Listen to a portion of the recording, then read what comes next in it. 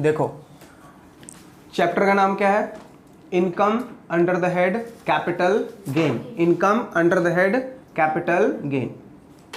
इसमें अगर सेक्शन की बात कहूँ तो ये बेटा जो सेक्शन है वो 45 से शुरू होता है और 55 पे जाके एंड होगा, लेकिन उसमें बहुत सारे ABCDEFG है, इसलिए मैंने सेक्शंस नहीं लिखा। तो जो जो सेक्शन अपने लिए इंपॉर्टेंट होगा हम उतने ही सेक्शंस करेंगे, ठीक है। सबसे पहले income under the head capital gain में सबसे पहला सेक्शन है हमारा बेटा सेक्शन नंबर 45, सेक्शन नंबर 45, और यही है हमारा क्या, चार्जिंग सेक्शन। यही क्या है हमारा, चार्जिंग सेक्शन। साथ साथ लिखना शुरू कीजिए, बाद में एक्सप्लेन करूंगा मैं इसको एक साथ। चार्जिंग सेक्शन, सेक्शन नंबर 45, ये क्या बोलता है, अगर आपके पास कोई कैपिटल असेट है, आपके पास क्या है, कोई कैपिटल असेट है, उस कैपिटल असेट को आपने क्या किया है, ट्रांसफर किया है, उस कैपिटल असेट को आपने क्या किया है, ट्रांसफर किया है, और ट्रांसफर करने से आपको कोई गेन या प्रॉफिट हुआ है, तो उस गेन और प्रॉफिट के ऊपर आपको टैक्स पे करना पड़ेगा। वो गेन और प्रॉफिट क्या हो जाएगा बेटा, टैक्सेबल हो जाएगा। कहां टैक्सेबल होगा, तो बोला under the head capital gain, ठीक है। कौन से साल में टैक्सेबल होगा, देखो हमने क्या बोला, कैपिटल एसेट होना, फिर ट्रांसफर हो रहा है, फिर उससे गेन और प्रॉफिट होगा, वो टैक्सेबल होगा under the head capital gain. In which year, in which year, कौन से साल में बेटा ये टैक्सेबल होगा, तो बोला year on which asset is transferred,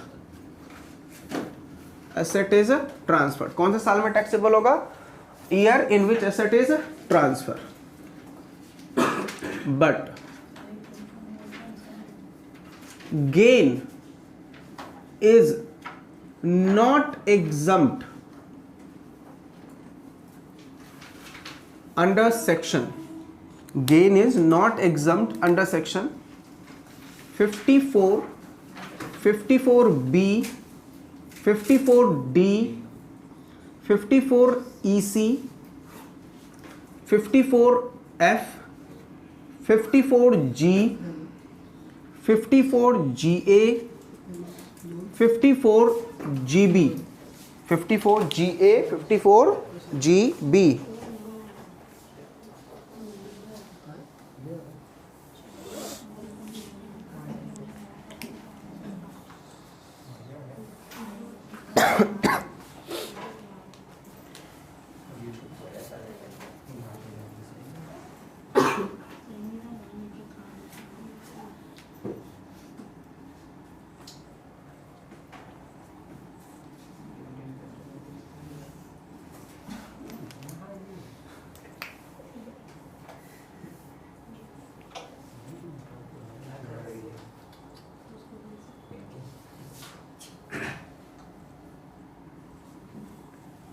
देखिए हमने क्या बोला, चार्जिंग सेक्शन, सेक्शन नंबर 45 क्या बोलता है, कैपिटल गेन का टैक्स कब लगेगा।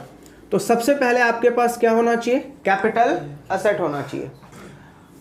आपने उस कैपिटल असेट को क्या किया है, ट्रांसफर किया है, और ट्रांसफर करने से आपके पास क्या हुआ है, गेन या प्रॉफिट हुआ है, तो वो गेन और प्रॉफिट क्या होगा, टैक्सेबल होगा under the head capital gain.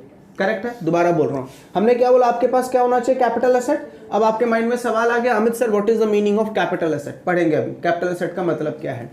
Second क्या बोल रहा है, कैपिटल एसेट का क्या होना चाहिए, ट्रांसफर, पढ़ना पड़ेगा sir what is the meaning of transfer.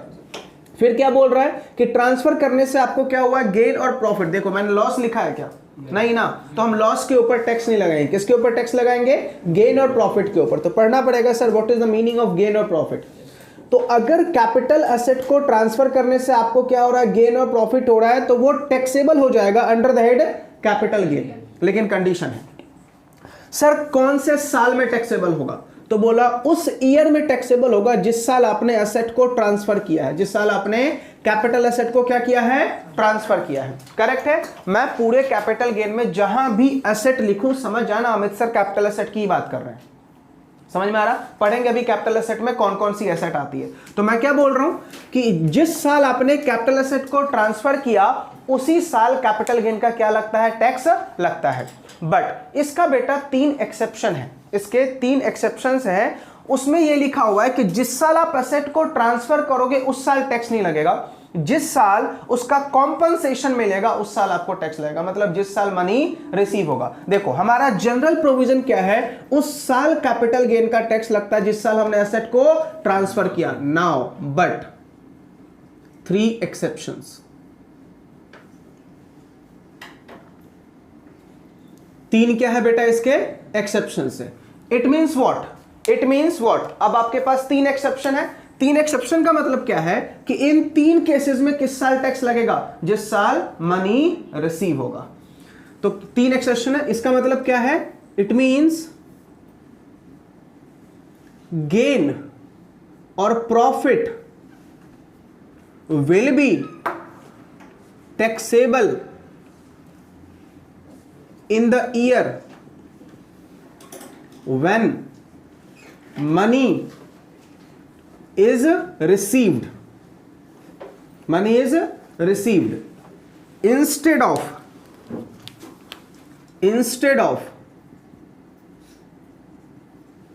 the year in which asset is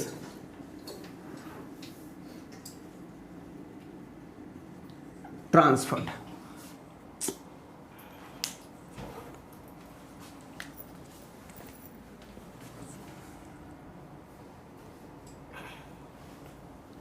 देखो क्या मैंने बोला कि जनरल प्रोविजन क्या है, किस साल कैपिटल गेन का टैक्स लगता है, जिस साल आप एसेट को ट्रांसफर करोगे। लेकिन इसके बेटा 3 एक्सेप्शंस हैं जहां पे उस साल टैक्स लगेगा जिस साल आपने क्या किया है बेटा, मनी रिसीव किया है। जिस साल मनी आपने रिसीव किया, जब आप ट्रांसफर करोगे तो क्या मिलेगा, कॉम्पनसेशन।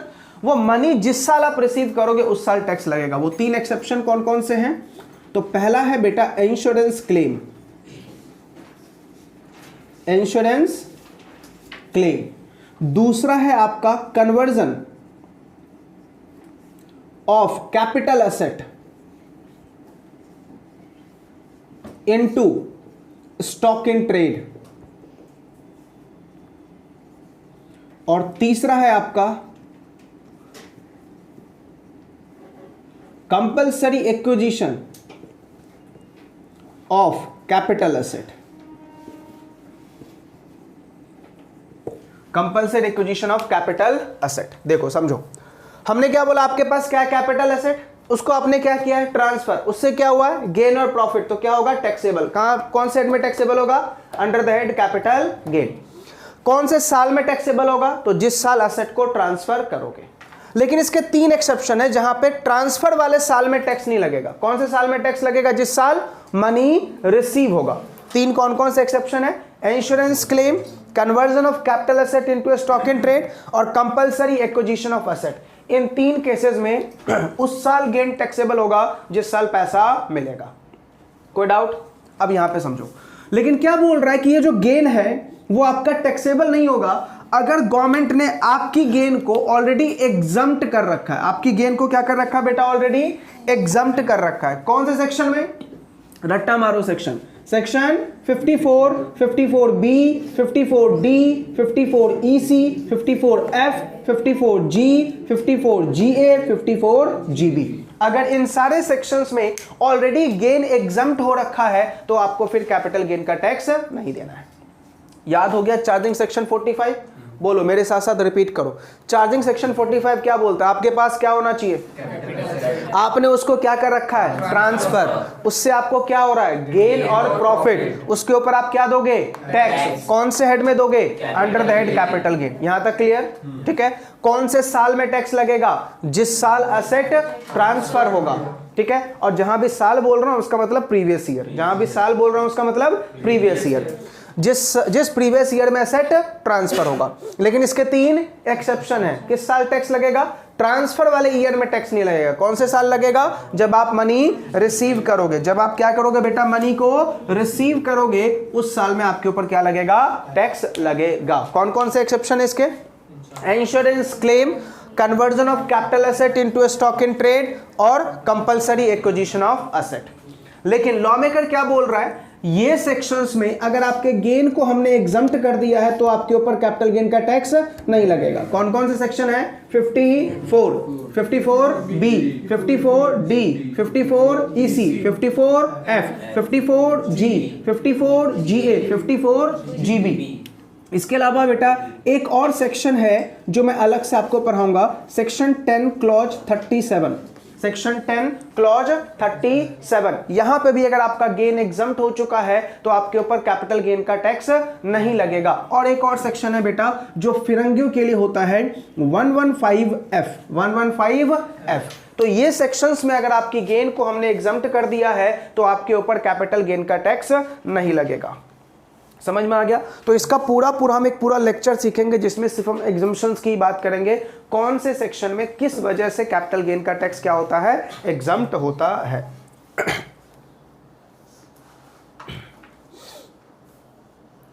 यहां तक सबको समझ में आ गया?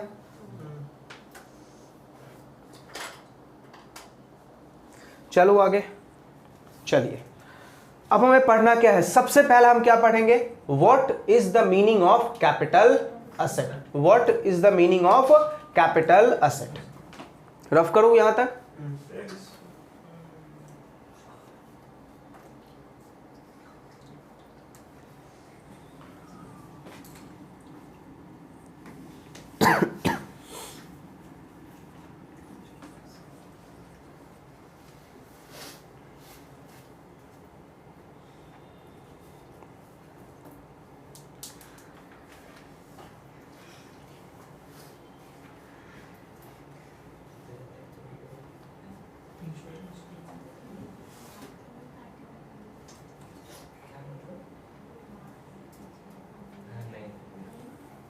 इसका फोटो लेना जरा।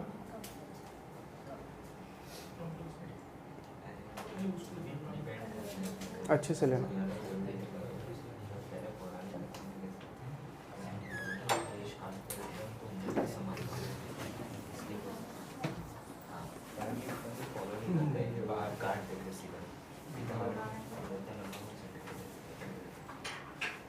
डन। चलिए अब हम यहां से सबसे पहला क्या सीखने वाले हैं? What is the meaning of capital asset. पहला पॉइंट हम क्या सीखने वाले हैं? कैपिटल असेट का मतलब क्या होता है। चलिए, तो कैपिटल असेट की जो डेफिनेशन है ना बेटा, वो सेक्शन 2 क्लॉज 14 में दे रखी है। कैपिटल असेट की डेफिनेशन कहां दे रखी है? सेक्शन 2 क्लॉज 14 में दे रखा है। ठीक है, चलो ध्यान से एक एक बात हो साथ साथ लिखते भी रहना। कैपिटल असेट, पहला पॉइंट क्या लिखा हुआ है? Any property, any kind of property, किसी भी टाइप की प्रॉपर्टी कैपिटल एसेट की डेफिनेशन में आएगा। किसी भी टाइप की प्रॉपर्टी किसकी डेफिनेशन में आएगा बेटा? कैपिटल एसेट की डेफिनेशन में आएगा। अब आप मुझे बताओ, इंडिया में जनरली कितने टाइप की प्रॉपर्टी है बेटा? एक हम प्रॉपर्टी कौन सा पढ़ते हैं? मूवेबल। एक कौन सा पढ़ते हैं हम? Immovable property. एक कौन सा पढ़ते हैं हम? इंटेलेक्चुअल प्रॉपर्टी पढ़ते हैं। तो बोला ये तीनों की तीनों प्रॉपर्टी कैपिटल एसेट के डेफिनेशन में आएगा, चाहे वो मूवेबल हो, इमूवेबल हो या इंटेलेक्चुअल हो। इंटेलेक्चुअल प्रॉपर्टी समझते हो ना? Copyright, goodwill, know how, patent, ये सब क्या कहलाती है बेटा? इंटेलेक्चुअल प्रॉपर्टी कहलाती है। तो लॉ मेकर ने सिंपल क्या बोला कि कैपिटल एसेट का मतलब है किसी भी टाइप की प्रॉपर्टी, चाहे वो मूवेबल हो, इमूवेबल हो या इंटेलेक्चुअल प्रॉपर्टी हो, वो किसकी डेफिनेशन में आएगा बेटा? कैपिटल एसेट की डेफिनेशन में आएगा। करेक्ट है। नेक्स्ट पॉइंट ध्यान से, सिक्योरिटीज। सिक्योरिटीज बेटा कैपिटल एसेट की डेफिनेशन में आएगी, चाहे वो सिक्योरिटी आपका लिस्टेड हो या फिर अनलिस्टेड हो। लिस्टेड हो या अनलिस्टेड हो, वो भी किसकी डेफिनेशन में आएगा? कैपिटल एसेट की डेफिनेशन में आएगा। तो सिक्योरिटीज आपको कैपिटल एसेट की डेफिनेशन में आएगी, चाहे वो लिस्टेड हो या अनलिस्टेड हो। करेक्ट है, कोई डाउट? चलिए थर्ड पॉइंट ध्यान से, थर्ड पॉइंट लॉ मेकर क्या बोल रहा है, securities held by foreign institutional investor, foreign institutional investor, security held by foreign institutional investor as per provision of SEBI. अगर फॉरेन इंस्टीट्यूशन इन्वेस्टर ने सेबी के गाइडलाइन को फॉलो करके जो शेयर्स परचेज किया है वो भी किसकी डेफिनेशन में आएगा, सिक्योरिटीज के डेफिनेशन में आएगा, सॉरी कैपिटल एसेट की डेफिनेशन में आएगा। करेक्ट है, हमने क्या पढ़ा, कैपिटल एसेट की डेफिनेशन में क्या क्या आएगा, तो लॉ मेकर क्या बोल रहा है, किसी भी टाइप की प्रॉपर्टी आएगा, सिक्योरिटीज आएगा, चाहे वो लिस्टेड हो या अनलिस्टेड हो, या फिर security held by foreign institution invested as per the provision of SEBI, ये सब कैपिटल एसेट की डेफिनेशन में आएगा। ठीक है, अब ध्यान से, लॉ मेकर ने क्या बोला कि कुछ पर्सनल इफेक्ट कैपिटल एसेट की डेफिनेशन में आएंगे, सम पर्सनल इफेक्ट। अभी इसका निगेटिव लिस्ट भी बताऊंगा, अभी मैं कौन सा लिस्ट बता रहा हूं, क्या कैपिटल एसेट है, फिर बताऊंगा क्या कैपिटल एसेट नहीं है। ठीक है, तो अभी हम लिस्ट किसका बना रहे हैं, जो कैपिटल एसेट में आता है। तो हमने क्या बोला, एनी काइंड ऑफ प्रॉपर्टी आएगा, सिक्योरिटीज आएगा, securities held by foreign institution investor as per the provision of SEBI, वो आएगा। इसके बाद personal movable effects,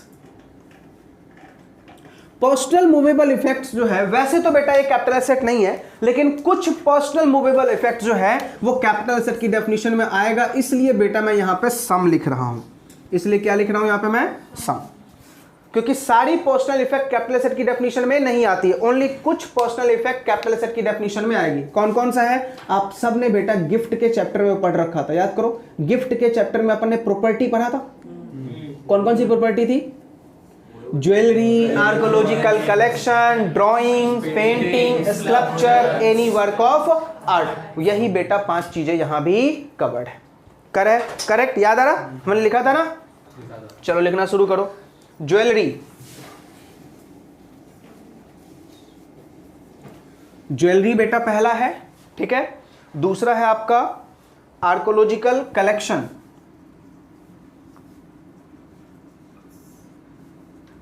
archaeological collection. तीसरा है आपका ड्राइंग, फिर है आपका पेंटिंग, फिर क्या था बताओ, स्कल्पचर,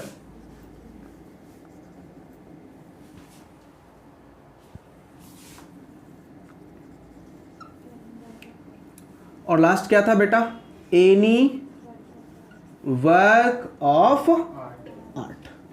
करेक्ट है।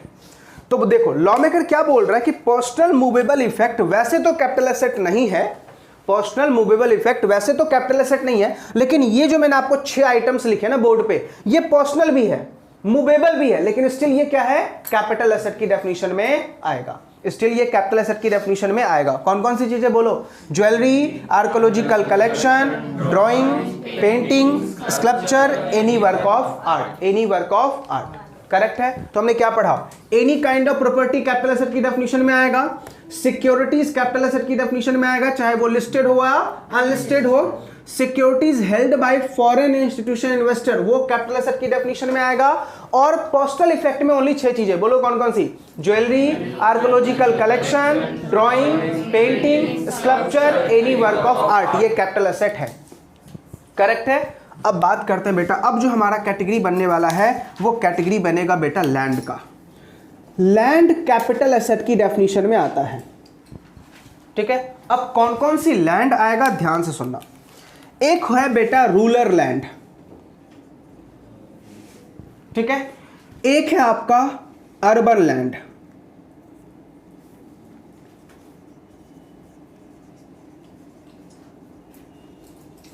अर्बन लैंड, क्या लिखा मैंने, रूरल लैंड, अर्बन लैंड और अर्बन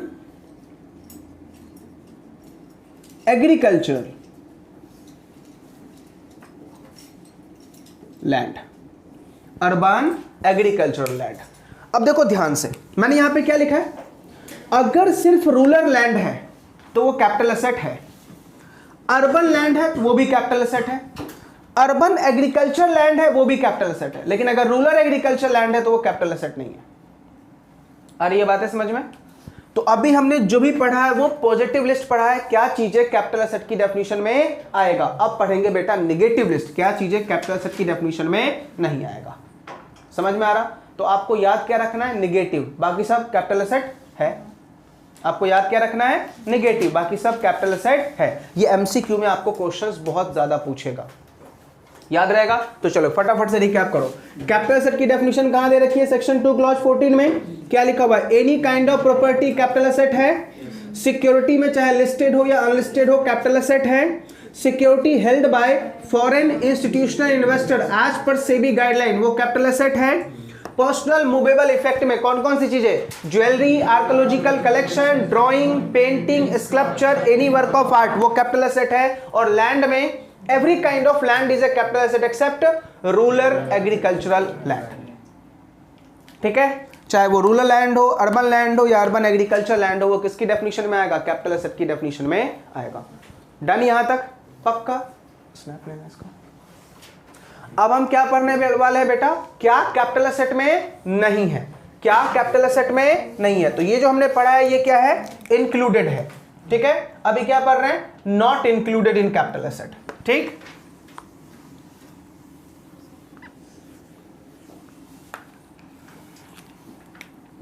अभी क्या पढ़ रहे हैं बेटा, नॉट इंक्लूडेड। क्या क्या चीजें कैपिटल एसेट में नहीं आएगी, क्या क्या चीजें बेटा कैपिटल एसेट में नहीं आएगी। सुमेश जब मैं लिख दूं ना, फोटो जरूर ले लेना आज हर एक का। पहला, stock in trade, stock in trade, stock in trade. जो भी स्टॉक इन ट्रेड है वो कैपिटल एसेट की डेफिनेशन में नहीं आएगा। जो भी स्टॉक इन ट्रेड है वो कैपिटल एसेट की डेफिनेशन में बेटा नहीं आएगा। करेक्ट है। Next, consumable store, consumable store and raw material, ये तीन बेटा कैपिटल एसेट नहीं है।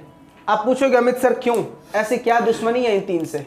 Because it is taxable under the head PGBP, because it is taxable under the head PGBP, profit and gain of business and profession.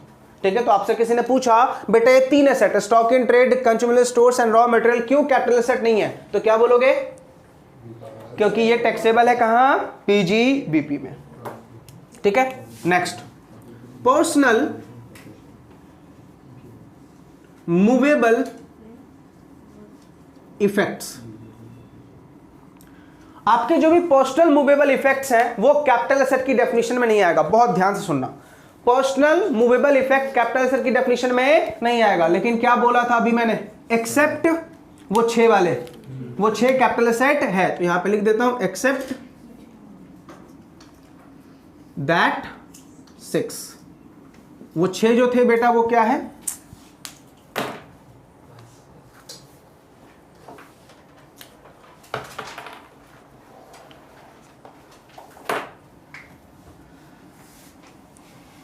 वो 6 जो क्या है आपके कैपिटल एसेट है।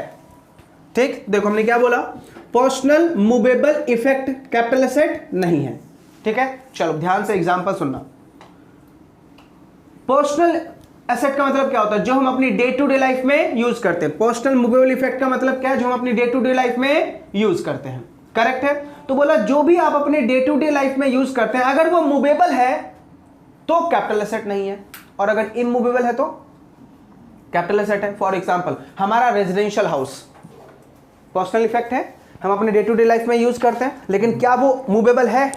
नहीं, इमूवेबल है ना, तो वो ऑलवेज कैपिटल एसेट माना जाएगा। तो अगर आपको एग्जाम में ऐसा पूछ दे, factory building is a capital asset or not, क्या बोलोगे? Yes. Residential building is a capital asset or not, क्या बोलोगे? यस। अब वहां पे ये मत बोलने लग जाना कि सर ये तो पर्सनल हो गया, पर्सनल तो है मैं समझ रहा हूं, लेकिन क्या नहीं है, इनमूवेबल है ना, और मैंने यहां पे क्या लिखा, पर्सनल मूवेबल, तो अगर मूवेबल है तो ही वो कैपिटल एसेट नहीं है। ठीक है, फटाफट रिप्लाई करना। Personal car not a capital asset, car used in office capital asset है, क्योंकि अब वो पर्सनल नहीं रहा, समझ में आ रहा। पर्सनल मोबाइल कैपिटल एसेट नहीं है, mobile used in office capital asset है, समझ में आ रहा। तो जो भी पर्सनल होगी बस वो कैपिटल एसेट नहीं होगा, लेकिन जो भी चीज तुम ऑफिस में यूज करोगे वो सब किसकी डेफिनेशन में आ जाएगा, कैपिटल एसेट की डेफिनेशन में आ जाएगा। करेक्ट है। चलिए नेक्स्ट ध्यान से बेटा, rural agricultural land, rural agricultural land जो है बेटा वो कैपिटल एसेट नहीं है, रूरल एग्रीकल्चरल लैंड जो है वो कैपिटल एसेट नहीं है। ठीक है, अब आप पूछोगे अमित सर क्या होता है, ठीक है, ये रूरल लैंड होता क्या है। हमने भी ऐसा सवाल किससे पूछा, गवर्नमेंट से, कि what is the meaning of rural agricultural land. बोला जो अर्बन नहीं है वो सब रूरल है। क्या बोला उन्होंने, जो अर्बन नहीं है वो सब रूरल है। तो हमने बोला कि अर्बन ही बता दो, तो देखो अर्बन की डेफिनेशन लॉ मेकर ने क्या बोली, हम क्या बोल रहे हैं, रूरल एग्रीकल्चर लैंड, तो हम डेफिनेशन क्या पढ़ने वाले हैं बेटा, अर्बन लैंड। क्या होता है अर्बन लैंड, लॉ मेकर ने क्या बोला, जो रूरल, जो अर्बन नहीं है वो सब रूरल है। What is the meaning of rural, the land which is not urban, the land which is not urban, वो क्या कहलाएगा बेटा, रूरल। देखो कितना अच्छा डेफिनेशन है, करेक्ट। अब हम क्या पढ़ने वाले हैं बेटा, मीनिंग ऑफ अर्बन लैंड, ध्यान से देखना। अर्बन लैंड का मतलब क्या होता है, अर्बन लैंड का मतलब क्या होता है, ध्यान से सुनना। कोई भी ऐसा लैंड जहां की पॉपुलेशन अगर ओनली अप टू 10,000 है तो वो सारा लैंड क्या है बेटा, अर्बन। पॉपुलेशन कितना होना चाहिए, इंडिया का कोई भी ऐसा कोना दिखा दो या कस्बा दिखा दो या गली मोहल्ला दिखा दो जिसमें 10,000 की पॉपुलेशन ना हो, 10,000 की पॉपुलेशन ना हो, कोई भी ऐसा गली मोहल्ला कस्बा है, धारावी, धारावी नाम भी क्या लिया, धारावी। बेटा वो गली मोहल्ला नहीं, पूरा का पूरा कंट्री है, वो पूरा का पूरा कंट्री है। हमने उसको एक मुंबई का एक पार्ट बना रखा, बट वो पूरी की पूरी कंट्री है। वहां पे तो हर एक इंच पे एक लोग हैं, है नहीं, हर एक इंच पे एक लोग हैं। तो अर्बन लैंड में क्या बोला हमने कि लैंड का मतलब क्या है बेटा, ऐसा लैंड जहां की पॉपुलेशन ओनली कितनी है, 10,000। ठीक है, अभिषेक क्या बोल रहा है, सर मुझे बहुत दुख हुआ, सर पॉपुलेशन बढ़ गया तो, because we can't control population, बढ़ गया तो क्या करूं। तो डिपार्टमेंट ने बोला ठीक है बेटा, उसका भी जवाब हमारे पास है।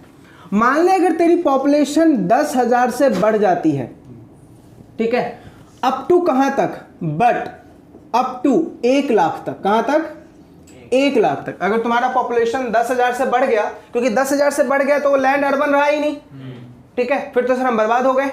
तो अब लॉ मेकर क्या बोला, ठीक है 10,000 से बढ़ गया, अप टू 1 लाख तक है, तो जो भी तेरा म्युनिसिपल जुडिक्शन है, सीधा एमजे लिख रहा हूं बेटा, माइकल जैक्सन नहीं बोल रहा मैं, सीधा एमजे। एमजे का मतलब क्या है, म्युनिसिपल जुडिक्शन। बोला तो अपना म्युनिसिपल जुडिक्शन से 2 किलोमीटर तक का लैंड क्या कहलाएगा, अर्बन। म्युनिसिपल जुडिक्शन से 2 किलोमीटर तक का लैंड क्या कहलाएगा, अर्बन, बाकी सब रूरल। करेक्ट है। अब ध्यान से, अभिषेक बोल रहा है सर अगेन एक और खेलते हैं, अगर पॉपुलेशन 1 लाख से ज्यादा बट अप टू 10 लाख तक हो गया, तो लॉ मेकर क्या बोल रहा है, ठीक है तुम्हारे म्युनिसिपल जुडिक्शन के 6 किलोमीटर तक का लैंड क्या कहलाऊंगा, अर्बन, और 6 किलोमीटर से जो भी ज्यादा होगा वो सब रूरल। करेक्ट है। अच्छा, तीसरा लॉ मेकर ने क्या बोला कि सर अगर पॉपुलेशन मान ले तेरा 10 लाख से भी ज्यादा हो गया, इनफाइनाइट, अब जहां तक भी हो कोई फर्क नहीं पड़ता, म्युनिसिपल जुडिक्शन से मैक्सिमम 8 किलोमीटर तक का लैंड क्या है बेटा, बाकी सब रूरल।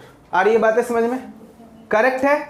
इसका मतलब बातें कुछ समझ में आ रही, क्या समझ में आया इससे बातें, क्यों इंडिया में हर एक डिस्ट्रिक्ट का अपना म्युनिसिपल होता है, ऐसा महाराष्ट्र में एक ही म्युनिसिपल कॉर्पोरेशन है? नहीं ना, हर एक डिस्ट्रिक्ट का अलग अलग है ना, एवरी डिस्ट्रिक्ट का अलग है। क्यों, समझ में आ गया क्यों लॉ मेकर ने एवरी डिस्ट्रिक्ट का अलग रखा? क्यों? अगर ये बोलते महाराष्ट्र का एक ही म्युनिसिपल कॉर्पोरेशन होगा, दैट इज बीएमसी, बस खत्म, उसके अलावा कोई नहीं। अभी देखो थाने का अलग है, अंधेरी का अलग है, घाटकोपर का अलग है, सबका अलग अलग है। तो अब एक बात मुझे बताओ, लॉ मेकर ने इसलिए रखा क्योंकि अगर उन्होंने बोल दिया होता एक ही है तो बेटा 8 किलोमीटर तो बहुत जल्दी खत्म हो जाती, कोई भी लैंड अर्बन आ पाता, तो गवर्नमेंट को किसका नुकसान होता? टैक्स का। समझ में आ रहा? तो देखो लॉ मेकर ने क्या बोला, अर्बन लैंड का मतलब क्या? एक ऐसा लैंड जिसकी पॉपुलेशन मैक्सिमम कितनी है? 10,000, तो वो क्या है? अर्बन है। अगर पॉपुलेशन 10,000 से बढ़ के 1 लाख तक जाती है तो 2 किलोमीटर तक का लैंड क्या है? अर्बन है। पॉपुलेशन 1 लाख से ज्यादा 10 लाख तक जाती है तो 6 किलोमीटर तक का लैंड अर्बन है, और 10 लाख से ज्यादा है तो 8 किलोमीटर तक का। अब अमन बोल रहा है सर एक डाउट आ गया मुझे, तो मैं सर विरार में रहता हूं, ठीक है, अभी बताओ 8 किलोमीटर की अगर मैं बात करूं तो बेटा विरार से धानु की गैप शायद ज्यादा है 8 किलोमीटर से, है ना? अब ये बोल रहा है, अभी अमित सर एक बात बताओ, आपने क्या बोला एमजे से 8 किलोमीटर काउंट करना है, एमजे से 6 किलोमीटर। सर मैं डाउट में हूं, ये 6 किलोमीटर स्ट्रेट काउंट करना है या फिर अपन को कुछ ब्रेक लेना है? बेटा ध्यान से, ये 8 किलोमीटर या 6 किलोमीटर या 2 किलोमीटर जो बोल रहा हूं ना, ये तेरा मान ले एमजे, ये तेरा क्या है? एमजे है, करेक्ट है। अगर मैं 2 किलोमीटर बोल रहा हूं तो 2 kilometre east, 2 kilometre west, 2 kilometre north, 2 kilometre south, ये ऐसे लाइन मत लगाने लग जाना सर 2 किलोमीटर हम खींच रहे हैं। समझ में आ रहा नहीं आ रहा? तो मैं 2 किलोमीटर का आपको क्या बोल रहा हूं? रेडिएशन बोल रहा हूं। 2 किलोमीटर तक की सारी लैंड क्या कहलाएगी बेटा? समझ में आ रहा है नहीं आ रहा? पक्का? चलिए, तो ये हमने किसका डेफिनेशन बेटा पढ़ लिया? अर्बन लैंड का डेफिनेशन पढ़ लिया। इसको छोड़ के बाकी सारी लैंड कौन सी है? रूरल, करेक्ट है। चलो अब ध्यान से, लास्ट बेटा, अगर तुम्हारा कोई गोल्ड है, gold deposit bond under scheme 1999, gold deposit bond issued under scheme 1999, तो ये भी बेटा कैपिटल एसेट की डेफिनेशन में नहीं आएगा, करेक्ट है। एक और बेटा रिसेंटली ये अमेंड होके आया है, गोल्ड मोनेटाइजेशन स्कीम 2015, ठीक है, तो ये सारी बेटा कैपिटल एसेट की डेफिनेशन में नहीं आएगा। देखो हमने क्या क्या बोला, कैपिटल एसेट की डेफिनेशन में नहीं आएगा। पहला, stock in trade capital asset की डेफिनेशन में नहीं आएगा। कंज्यूमेबल स्टोर्स कैपिटल एसेट की डेफिनेशन में नहीं आएगा। रॉ मटेरियल कैपिटल एसेट की डेफिनेशन में नहीं आएगा। Personal movable effect capital asset की डेफिनेशन में नहीं आएगा। Rural agriculture land capital asset की डेफिनेशन में नहीं आएगा। अर्बन लैंड कैपिटल एसेट की डेफिनेशन में नहीं आएगा। Now what is the meaning of urban land? एक मिनट, हाँ, rural agriculture land capital asset की डेफिनेशन में नहीं आएगा। हमने पूछा what is the meaning of rural land, तो लॉ मेकर ने क्या बोला? जो अर्बन नहीं है वो रूरल है। Now what is the meaning of urban land? तो बोला ऐसा लैंड जिसकी पॉपुलेशन 10,000 तक है, वो क्या है? अर्बन लैंड है।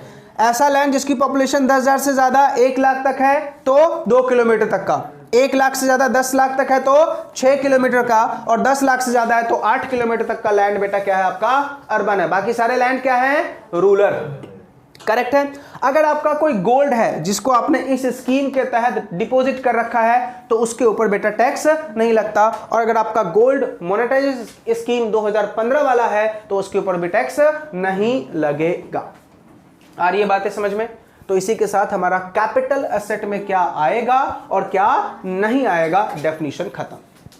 समझ में आ गया बेटा कैपिटल एसेट की डेफिनेशन? पक्का? चलो एक बार रिपीट कर ले फटाफट, बताओ कैपिटल एसेट के इंक्लूड में हमने क्या पढ़ा था? किसी भी टाइप की प्रॉपर्टी कैपिटल एसेट में आएगी, चाहे वो मूवेबल हो, इमूवेबल हो या इंटेलेक्चुअल हो।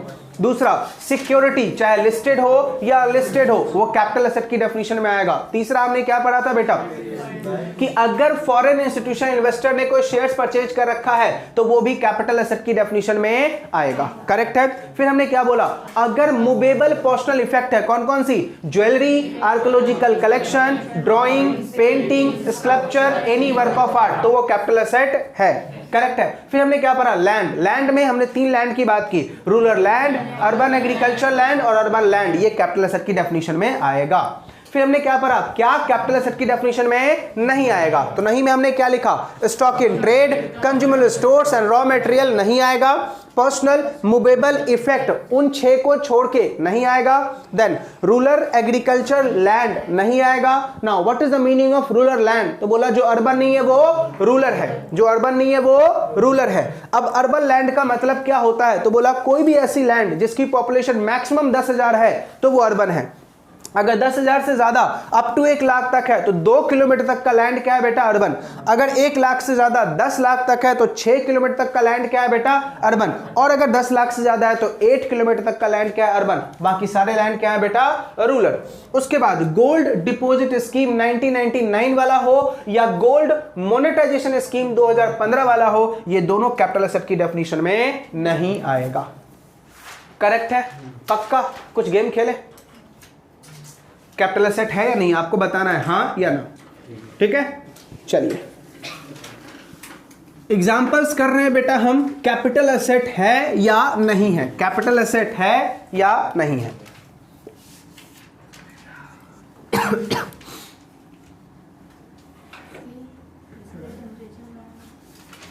Particular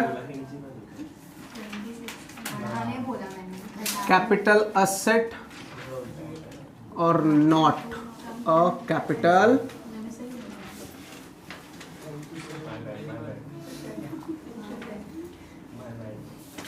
not a capital asset. चलो बेटा फटाफट,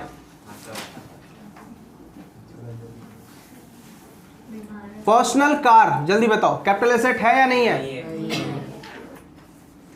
करेक्ट है, इसमें लगाता हूं। हाँ, दूसरा पर्सनल मोबाइल कैपिटल एसेट है। लैंडलाइन यूज्ड इन ऑफिस है।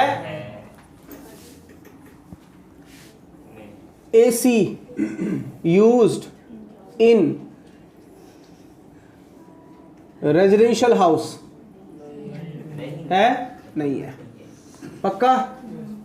रूट परमिट, सर पहले ये बताओ, ये आपने हरकतें क्या की है, पहले ये बताओ, ये है क्या ये रूट परमिट?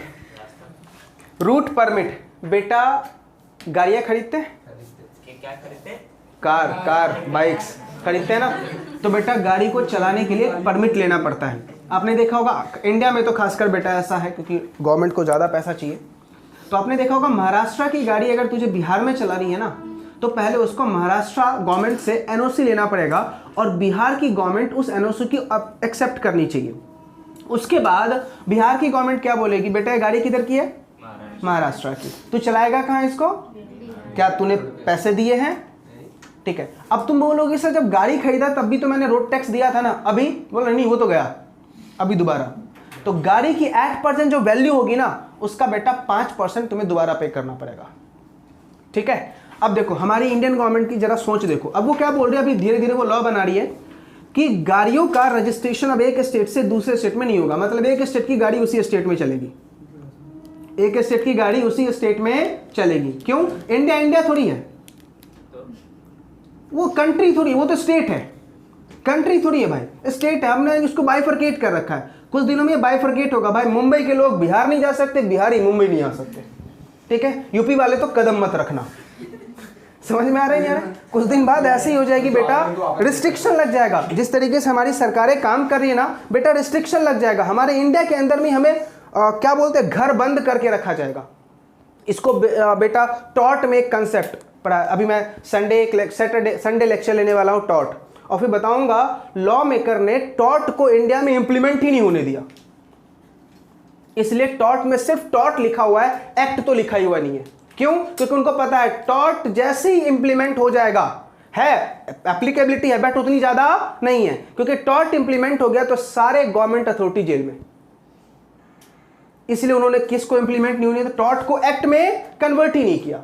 क्योंकि एक्ट में जैसे ही टॉर्ट कन्वर्ट हो जाएगा, लोगों के पास राइट आ जाएंगे गवर्नमेंट से क्या पूछने के, सवाल। इसलिए जानबूझ के उन्होंने, जैसे इंग्लैंड की बात करो, हमने सारे लॉज कहां से कट कॉपी पेस्ट किए, इंग्लैंड से, ठीक है। बस यही लॉ नालायकों ने पेस्ट नहीं किया। और इंग्लैंड में रूल है बेटा, अगर गवर्नमेंट ने कुछ गलत किया दे आर रिस्पॉन्सिबल। जैसे एक एग्जांपल देता हूं, फॉर एग्जांपल अभिषेक का किसी ने झूठा कंप्लेन कर दिया, अभिषेक के बैग में 3 किलो ड्रग्स है। वो ड्रग्स नहीं था, नमक था। ड्रग्स नहीं था, क्या था, नमक था। अब क्या हुआ कि इसको पुलिस वाले ने जेल में उठा के डाल दिया, 2 दिन तक रखा, पूछताछ की, इंक्वायरी की, थोड़ी तंदुरुस्ती भी दिखाई, करेक्ट है। उसके बाद में पता चला कि सर वो क्या नहीं, ड्रग्स नहीं था, वो क्या है, नमक है, करेक्ट है, वो भी टाटा, करेक्ट। बाद में अभिषेक को एक पुलिस वाले ने क्या बोला, सॉरी फॉर द 2 days, ठीक है। अब अगर अभिषेक ये बोले कि सर मेरा तो डिफॉर्मेशन हुआ ना, आपने मुझे कॉलर पकड़ के उठा के लेके आया, दोस्तों के सामने सोचो कितनी बेइज्जती हुई, डिफॉर्मेशन है, मैं तो आपके ऊपर केस फाइल करूंगा। अब पता जज क्या बोलेगा, बेटा उसने अपने सोवरेन फंक्शन में ऐसा किया, उसकी ड्यूटी थी, उसकी ड्यूटी थी, बच गए पुलिस वाले। दैट्स वाई बेटा इंडिया में पुलिस वाले कुछ भी कर देते हैं, क्योंकि उनको पता है जो भी वो कर रहे हैं वो किस में कर रहे हैं, गवर्नमेंट पीछे खड़ा है उनको बचाने के लिए। इसलिए आपने देखा होगा सबसे ज्यादा दबंग पुलिस वाले कहाँ के, यूपी सबसे ज्यादा दबंग है, कोई उनको टेंशन नहीं है, क्योंकि गवर्नमेंट फुल सपोर्ट में है भाई, तुम कुछ भी कर लो, तुम कुछ भी कर लो। वो तो मीडिया वाले कभी कभी पिक्चर में लेके आ जाते हैं, मीडिया वाले कभी कभी पिक्चर में लेके आ जाते हैं। चलो आ जाओ, अब मुझे देखना यूट्यूब पे कमेंट आएगा, इधर आ जाओ बेटा, ये बातें समझ में आ गई। तो रूट परमिट क्या होता है, गाड़ी चलाने के लिए क्या लेना पड़ता है बेटा अपन को, परमिशन। लॉ मेकर क्या बोला, route permit is a capital asset, route permit is a capital asset, समझ में आ गया। चलो नेक्स्ट पॉइंट जरा ध्यान से, ऑफिस, ऑफिस बिल्डिंग, बताओ ऑफिस बिल्डिंग कैपिटल एसेट है या नहीं है, ऑफिस बिल्डिंग कैपिटल एसेट है। लॉ मेकर ने बोला यस बेटा, ऑफिस बिल्डिंग कैपिटल एसेट की डेफिनेशन में आएगा। यूटेंसिल, यूटेंसिल कैपिटल एसेट है, यूटेंसिल कैपिटल एसेट है। लॉ मेकर ने बोला no it is not a capital asset. Bifurcation समझ में आ गया, सिंपल, जितना मैंने लिखवाया वो इंक्लूड में वो याद रखो और जो एक्सक्लूड में लिखवाया वो याद रखो, उसके अलावा कोई भी चीज कैपिटल एसेट की डेफिनेशन में ना आएगा ना जाएगा, याद रहेगा पक्का। चलिए अब हम सेकंड पॉइंट क्या पढ़ने वाले हैं बेटा, हमने पहला कैपिटल एसेट का डेफिनेशन पढ़ लिया, अब हमें क्या पढ़ना है, डेफिनेशन ऑफ ट्रांसफर। क्या पढ़ना है, डेफिनेशन ऑफ ट्रांसफर। तो सेकंड हम पढ़ने वाले हैं बेटा definition of transfer. Section 2 clause 47 में बेटा किसकी डेफिनेशन हम पढ़ रहे हैं, सेकंड में ट्रांसफर।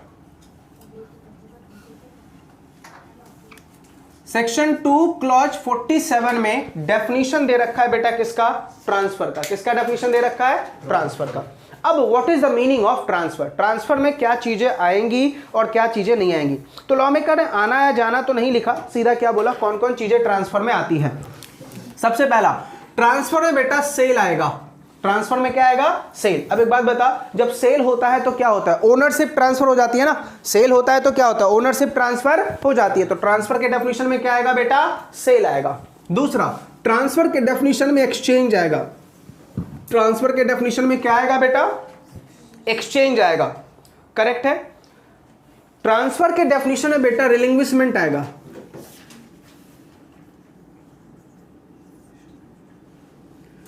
रिलिंग्विशमेंट का मतलब होता है आप अपनी राइट खुद से छोड़ रहे हो, इसको क्या बोलते हैं, रिलिंग्विशमेंट। एक होता है बेटा एक्सटिंग्विशमेंट,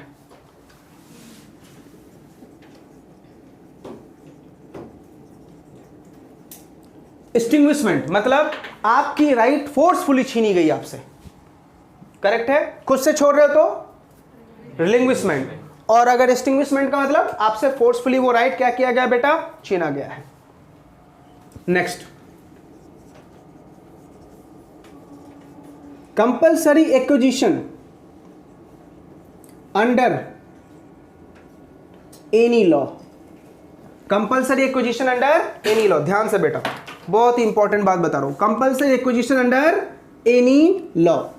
अगर आपके कैपिटल एसेट का क्या हुआ है बेटा, कंपलसरी एक्विजिशन हुआ है, किसकी वजह से, लॉ की वजह से, तो वो ट्रांसफर माना जाएगा, तो वो ट्रांसफर माना जाएगा। चलो एक एग्जांपल देते हैं लॉ का और नॉट लॉ का। मान लो छोटी की मैरिज हुई, करेक्ट है, छोटी की सासू माँ ने मैरिज वाले दिन, शादी वाले दिन 30 करोड़ की ज्वेलरी गिफ्ट की। बस यही चाहिए सर, करा 30 करोड़ की क्या की बेटा, ज्वेलरी गिफ्ट कर दी, करेक्ट है। जब बेटा शादी हो गया, अब दूसरे दिन कहाँ जाएगी, अपने हस्बैंड के घर पे जाएगी।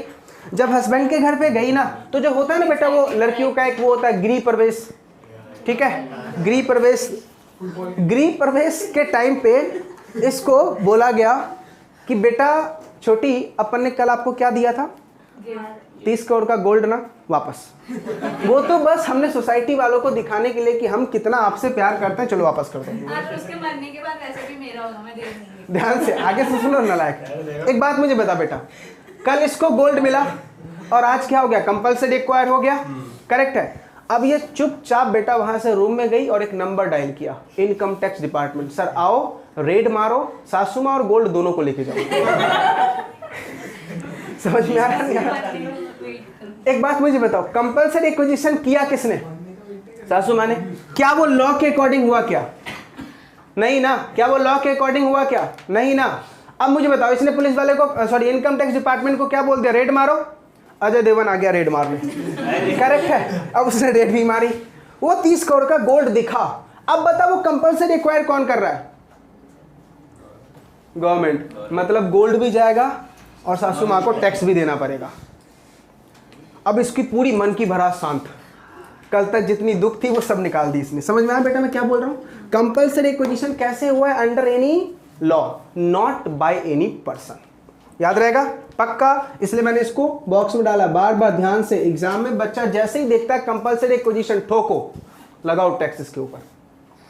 कब ठोकेगा, लॉ के अकॉर्डिंग हो, ठीक है, पक्का, कंफ्यूजन नहीं होगा ना। मान लो सोमेश की बेटा यूपी में, ठीक है, 100 एकड़ की जमीन है, करेक्ट है, 100 एकड़ की जमीन है। अब सौरभ दबंग इंसान, करेक्ट, सौरभ ने क्या किया, अपने 4 मसल्स मैन को लेके आया, सोमेश की कुटाई की, करेक्ट, सोमेश की कुटाई की और सोमेश का एग्रीकल्चर लैंड बेटा अपने नाम करवा लिया। एक बात मुझे बता, ये भी कंपलसरी एक्विजिशन हुआ, लेकिन क्या एज पर लॉ है क्या, नहीं ना। तो बोला वो ट्रांसफर की डेफिनेशन में नहीं आएगा। ट्रांसफर की डेफिनेशन में कब आएगा, जब वो कैसा होगा बेटा, अंडर एनी लॉ। चलिए नेक्स्ट लिखिए, conversion of capital asset, conversion of capital asset into stock in trade, conversion of capital asset into stock in trade, conversion of capital asset into stock in trade,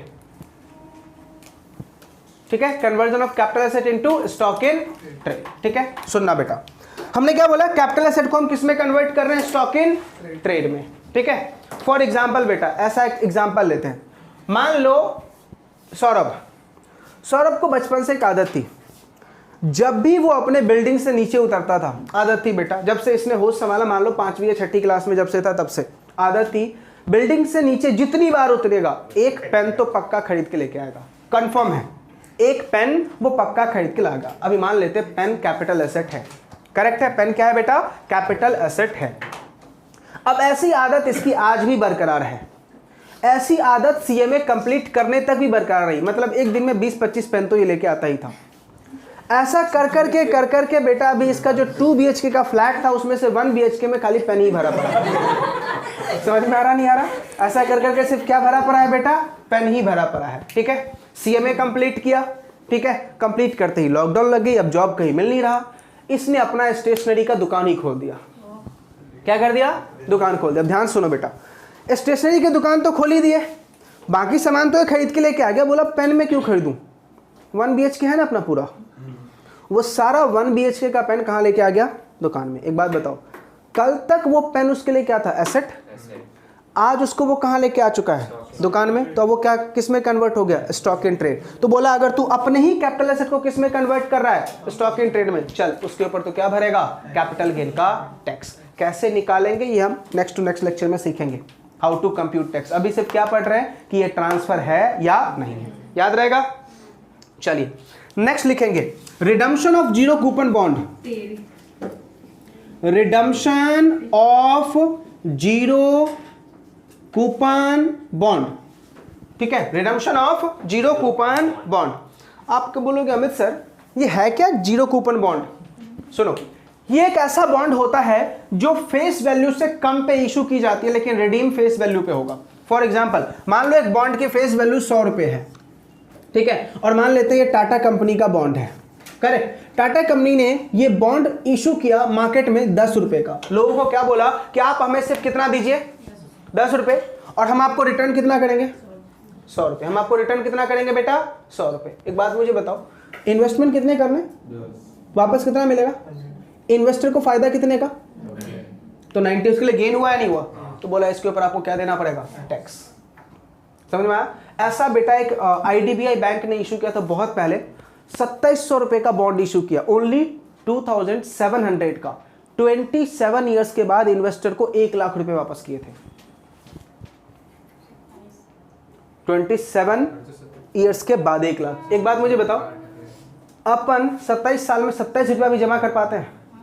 27 years में 27 rupees भी जमा कर पाते हैं ना? पैसे आते ही बेटा नजरें इधर उधर होने लगती है, और जैसे ही पैसे ना हो ना, कभी इमेजिन करना आपके साथ भी ऐसा होता है, जिस दिन पॉकेट में पैसा रहे उस दिन सारे दुकान नजर आते हैं, और जिस दिन पैसे ना हो ना पॉकेट में, घर जाते टाइम ओनली हम जमीन को छेद करते हुए घर जाते हैं। जमीन के अलावा और किधर भी नहीं देखेंगे भाई। क्यों? क्योंकि भाई देखेंगे तो क्या होगा, भावनाएं जागेगी, मैं कुछ तो खा लूं, लेकिन खाने के लिए क्या होना चाहिए, पॉकेट में कुछ तो होना चाहिए, वो तो है ही नहीं। करेक्ट है। तो लॉ मेकर ने क्या बोला, ये जो आप बॉन्ड इशू कर रहे हो ना बेटा, इस बॉन्ड के ऊपर क्या लग जाएगा, आपका कैपिटल गेन का टैक्स। नेक्स्ट आ जाइए बेटा, पार्ट परफॉर्मेंस।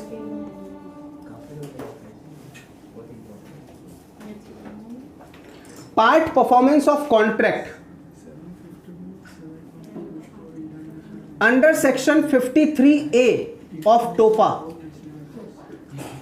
अरे मतलब एक्ट का नाम है, ट्रांसफर ऑफ प्रॉपर्टीज एक्ट। क्या लिखा है मैंने, part performance of contract under section 53A of the टोपा, ट्रांसफर ऑफ प्रॉपर्टी एक्ट। अगर बेटा तेरा पार्ट परफॉर्मेंस का कॉन्ट्रैक्ट है 53 वाला, कौन से एक्ट का, टोपा का, तो हम क्या बोलेंगे इसको कि ये कॉन्ट्रैक्ट हो चुका है, ट्रांसफर हो चुका है। एग्जांपल देता हूं कैसे। मान लो मैं अपना फ्लैट अमन को बेच रहा हूं 3 करोड़ में, अमन ने मुझे 3 करोड़ का पेमेंट कर दिया, मुझे क्या देना है, ओनरशिप। मैंने अमन को पोजीशन दे दी है, ठीक है, लेकिन ओनरशिप कब जाएगी, जब रजिस्ट्री होगा। एक बात बता, रजिस्ट्रार ने रजिस्ट्री करने में 3 महीने लगा दिए, तो क्या मैं बोलूंगा कि फ्लैट सेल नहीं हुई है, भाई सेल हो गई ना। वो गलती किसकी है, वो तो गवर्नमेंट डिपार्टमेंट अपना टाइम ले रहा है। अपन ने पैसे दे दिए, उसने मुझे पोजीशन दे दिया, सेल तो हो गई ना, लेकिन क्या इफेक्टिव सेल हुई है ना। इफेक्टिव सेल कब होगी, जब रजिस्ट्री हो जाएगी। आ रही है बातें समझ में। तो क्या बोला, ये सब कुछ किसके डेफिनेशन में आएगा बेटा, ट्रांसफर की डेफिनेशन में आएगा। कोई डाउट यहां तक, पक्का। चले आगे। सोमेश, हाँ वही कर रहा हूँ, कैमरे तो मैसेज बाद में करो, किसको क्या कैमरा में बनेगा, रिकॉर्ड हो जाएगा फिर फेमस। उसमें नाम फेमस हो जाएगा ना। ये सोमू तो बने। चलो ये बातें समझ में आ गई। चलिए अब हम पढ़ेंगे बेटा कितने टाइप के कैपिटल एसेट होते हैं। अभी हमने क्या पढ़ लिया, ट्रांसफर, क्या पढ़ लिया, कैपिटल एसेट। अब क्या पढ़ने वाले हैं बेटा, third point, type of capital asset. कितने टाइप के बेटा क्या है, कैपिटल एसेट है। तो देखो कैपिटल एसेट जो है वो 2 टाइप के हैं बेटा। कैपिटल एसेट जो है वो कितने टाइप के हैं, 2 टाइप के। कौन कौन से, long term capital asset LTCA, short term capital asset STCA।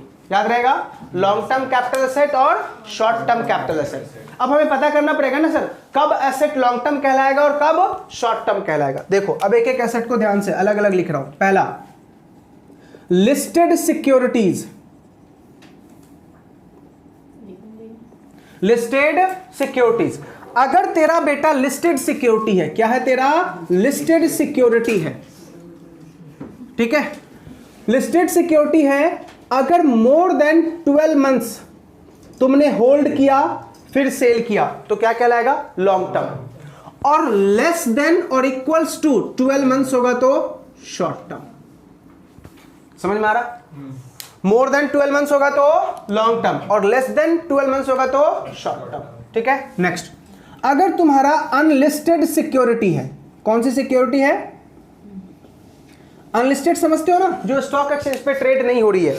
तो लॉ मेकर क्या बोल रहा है कि अगर मोर देन 24 मंथ्स है तो लिस्टेड लॉन्ग टर्म है, और लेस देन और इक्वल्स टू 24 मंथ्स है तो शॉर्ट टर्म है। करेक्ट है? 24 मंथ से ज्यादा है तो लॉन्ग टर्म और 24 मंथ से कम है तो शॉर्ट टर्म। करेक्ट है? चलो अब ध्यान से नेक्स्ट पॉइंट क्या लिख रहा हूं। नेक्स्ट लॉ मेकर क्या बोल रहा है कि अगर तुम्हारा लैंड है एंड बिल्डिंग या अपोनेंट देयर टू, पढ़ा था ना अपन ने, कौन सा चैप्टर में पढ़ा था? House property, very good. Land and building opponent there to, तो लॉ मेकर क्या बोल रहा है? मोर देन 24 मंथ्स है तो लॉन्ग टर्म, और लेस देन और इक्वल टू 24 मंथ्स है तो शॉर्ट टर्म्स। करेक्ट है? Next, any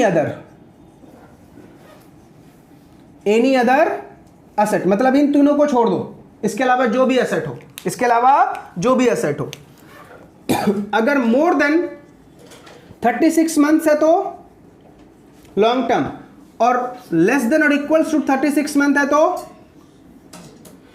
short term. More than 24 months है तो लॉन्ग टर्म, और लेस देन और इक्वल टू 24 मंथ है तो शॉर्ट टर्म। करेक्ट है? पक्का? तो ये है बेटा आपको टाइप्स ऑफ कैपिटल एसेट। समझा? याद रहेगा? तो हमने क्या बोला? लिस्टेड सिक्योरिटी 12 महीने से ज्यादा तो लॉन्ग टर्म, 12 महीने से कम तो short term. Unlisted security 24 month से ज्यादा तो लॉन्ग टर्म, 24 मंथ से कम तो शॉर्ट टर्म या equals to short term.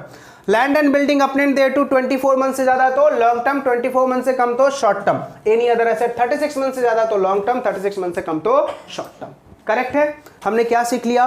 Types of capital asset. अब आप क्या बोलोगे अमित सर, आपके इस टाइप सिखाने के बाद अपन को एक बात तो समझ में आ गई, गेन भी कितने टाइप का होगा? 2 टाइप का, long term and short term. लेकिन सर एक दुविधा है, क्यों ऐसा? हम क्या पढ़ रहे हैं? कैपिटल एसेट का चैप्टर ही पढ़ रहे हैं ना, तो ऐसा क्यों अलग अलग? सवाल आई ना मन में, या सिर्फ मेरे माइंड में आया? सवाल ये उठा सर कि आपने बाइफर्केशन क्यों किया, या लॉ मेकर ने दोनों को अलग अलग क्यों? क्या बोला? कैपिटल गेन का चैप्टर है ना तो सीधा कैपिटल गेन के ऊपर टैक्स लगा दो ना। आप अलग अलग क्यों कर रहे हो? बिकॉज दोनों का टैक्स रेट बेटा अलग है। इसका टैक्स रेट 20% है एनी टाइम एक्सेप्ट 1 केसेस। बताऊंगा 112A वाला टैक्स रेट वाला चैप्टर पढ़ा चुका हूं। Long term capital gain on shares, stock exchange के थ्रू सेल किया तो उसका रेट है 10%। और जो शॉर्ट टर्म कैपिटल गेन होता है ये स्लैब रेट से टैक्सेबल होता है, एक्सेप्ट 111A वाला 15% से टैक्सेबल होता है। इसी वजह से दोनों को क्या किया गया है बेटा? अलग। ठीक है, लिखेंगे हम इसके बारे में, लिखेंगे। रफ करो। तो हमने क्या पढ़ लिया? टाइप्स ऑफ कैपिटल एसेट पढ़ लिया। चलो अब पढ़ेंगे टाइप्स ऑफ गेन। अब क्या पढ़ेंगे? Types of gain and how to compute. अब पढ़ रहे हैं बेटा types of gain and how to compute, कैसे निकालते हैं। ठीक है, तो सीधा सीधा बेटा मैं 2 कॉलम्स एक साथ बना रहा हूं, आप भी ऐसे ही बना लीजिए।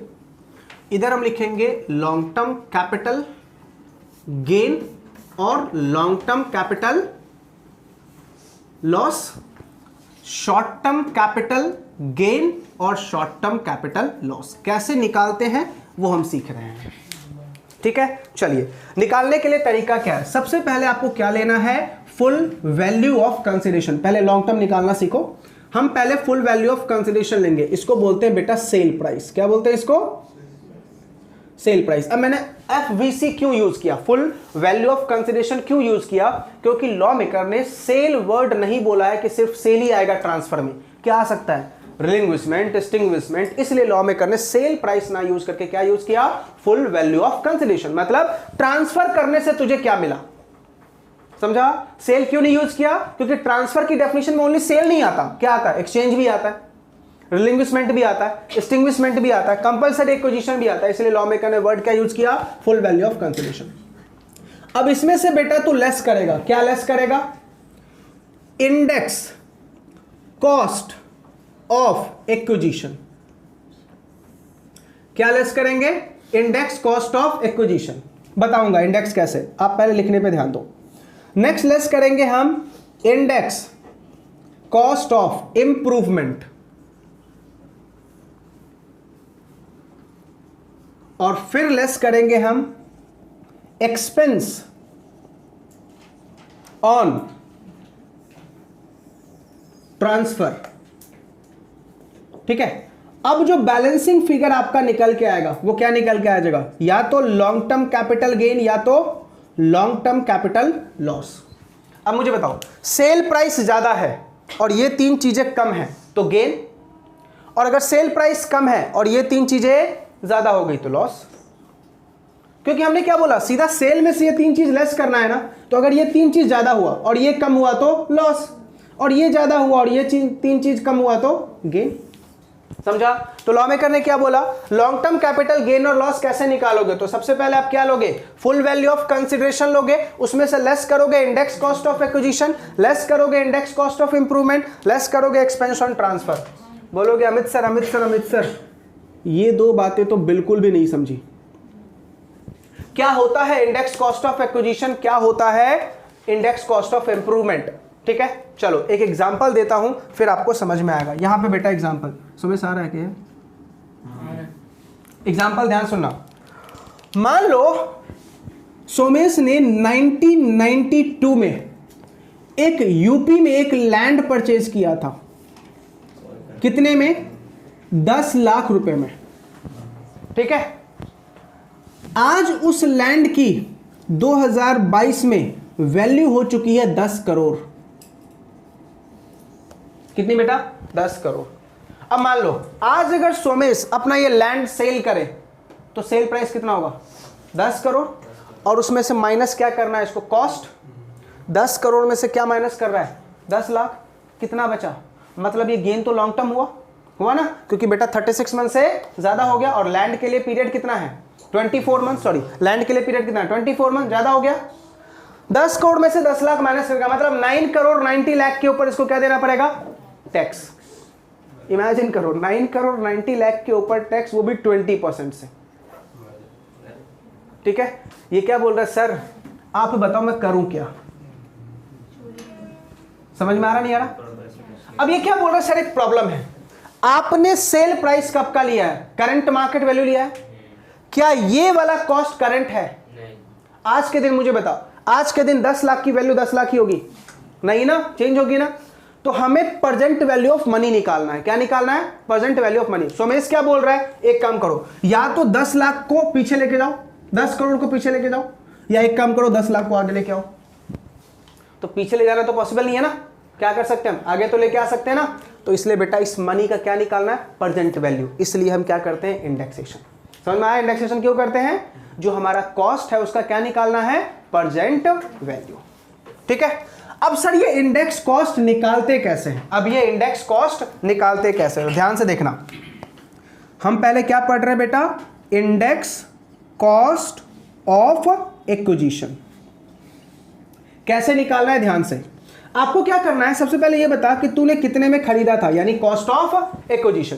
अपने वाले एग्जांपल में कितने में खरीदा था इसने? 10 लाख में। तो आप यहां पे क्या लिखोगे? 10 लाख। उसको मल्टीप्लाई कर दोगे ऊपर, किससे?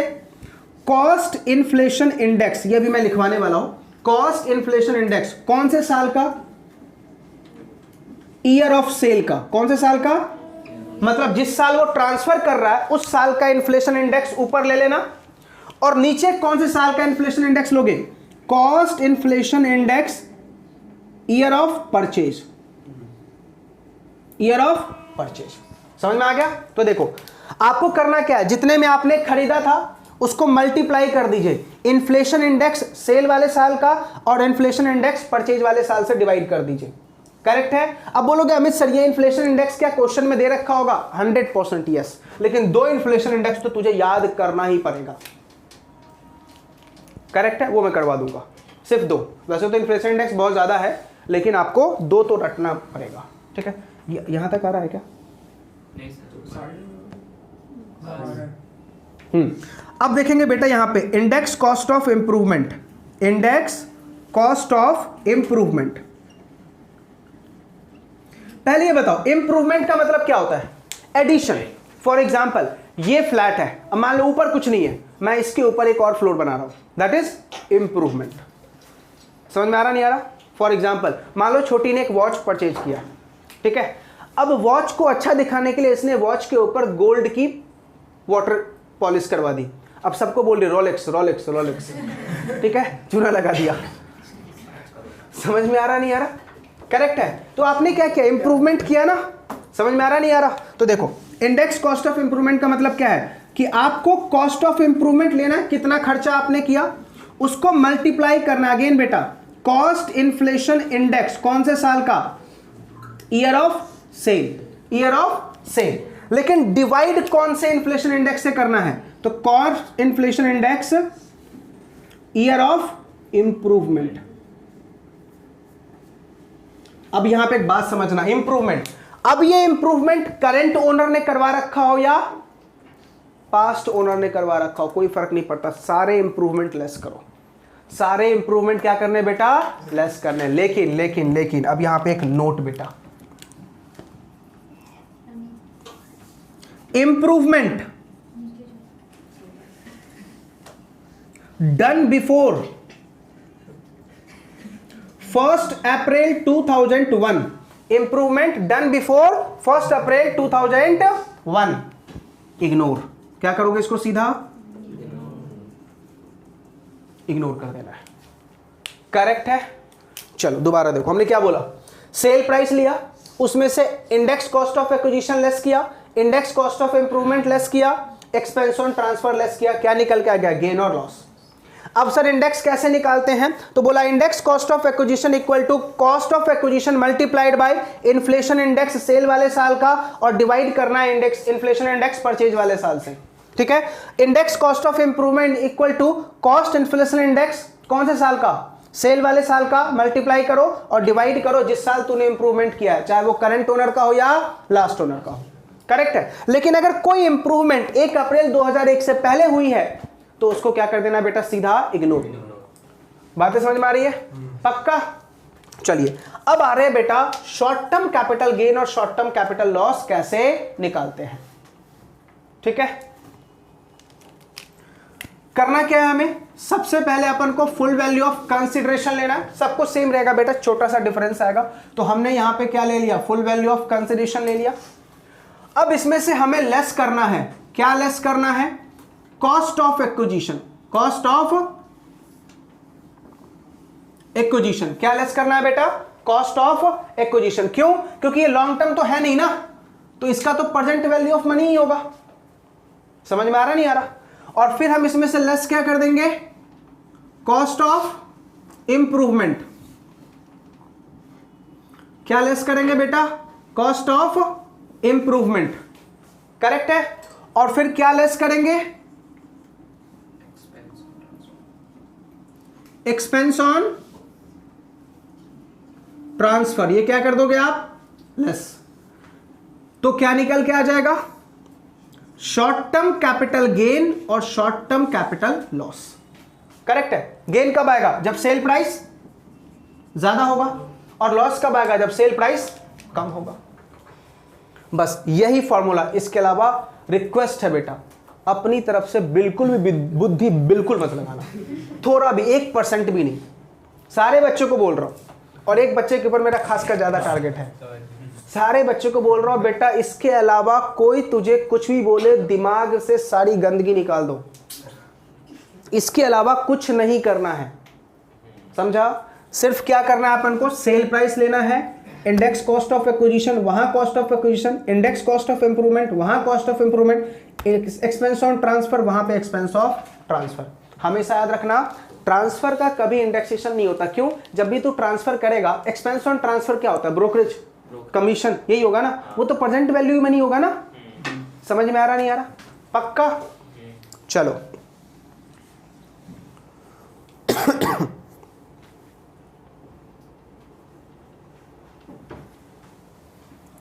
करेक्ट है। चलिए अब आपसे एक सवाल है बेटा, सोच समझ के आंसर देना। सर मैंने फ्लैट परचेज करने टाइम में स्टैंप ड्यूटी और रजिस्ट्रेशन ड्यूटी दिया, बताइए वो कॉस्ट का पार्ट माना जाएगा या नहीं? फ्लैट खरीदने टाइम में मैंने एक टैक्स पे किया है, कौन सा tax? Stamp duty and registration duty, क्या वो ऐड होगा या नहीं? कॉस्ट का पार्ट होगा या नहीं होगा? अब बोलोगे अमित सर अगर हम बचपन की बातें याद करें तो बचपन में इतना सिखाया गया था हमें, परचेज के टाइम पे खर्चे ऐड करते हैं। परचेज का टाइम का खर्चा कॉस्ट में ऐड होता है, सेल के टाइम का खर्चा कॉस्ट में क्या होता है? लेस होता है। सेल के टाइम का खर्चा लेस करते हैं, लेकिन परचेज के टाइम का खर्चा हम कॉस्ट में ऐड कर देते हैं। एक बात बताओ, स्टैंप ड्यूटी जो हमने पे किया वो वापस मिलेगा क्या? तो मैं क्या बोलूंगा, मेरे लिए बिल्डिंग कितनी की पड़ गई भाई? 40 लाख का मैंने फ्लैट खरीदा और 5 लाख रुपए इन सब पे दिए, तो 45 की मेरे लिए बिल्डिंग पड़ी ना। अब कल के दिन जब मैं बिल्डिंग सेल करूंगा तो मैं तो हाईयर पे ही सेल करूंगा या 45 से कम पे सेल करूंगा? ठीक है, लेकिन मैं कॉस्ट अपना कितना लूंगा कि मेरा 45। क्यों? क्योंकि भाई एक बात बताओ, तुझे स्टैंप ड्यूटी वापस मिला क्या? नहीं ना, वो तो मेरे लिए क्या हो गया? खर्चा हो गया। तो मैं क्या कर दूंगा? ऐड कर दूंगा। आ रही है बातें समझ में या नहीं? पक्का? कोई डाउट? सबने कंप्लीट हो गया। How to compute capital gain? तो सिंपल कैसे निकालते हैं बेटा, लॉन्ग टर्म होगा और शॉर्ट टर्म होगा। इंडेक्सेशन क्यों करते हैं? क्योंकि हमें क्या निकालना होता है? Present value of money. क्या निकालना होता है बेटा? Present value of money. समझ में आ गया? पक्का? यहां तक कोई डाउट? चलिए अब हम लिखेंगे कॉस्ट इन्फ्लेशन इंडेक्स क्या है। ठीक है, लिस्ट बनाएंगे किसका बेटा?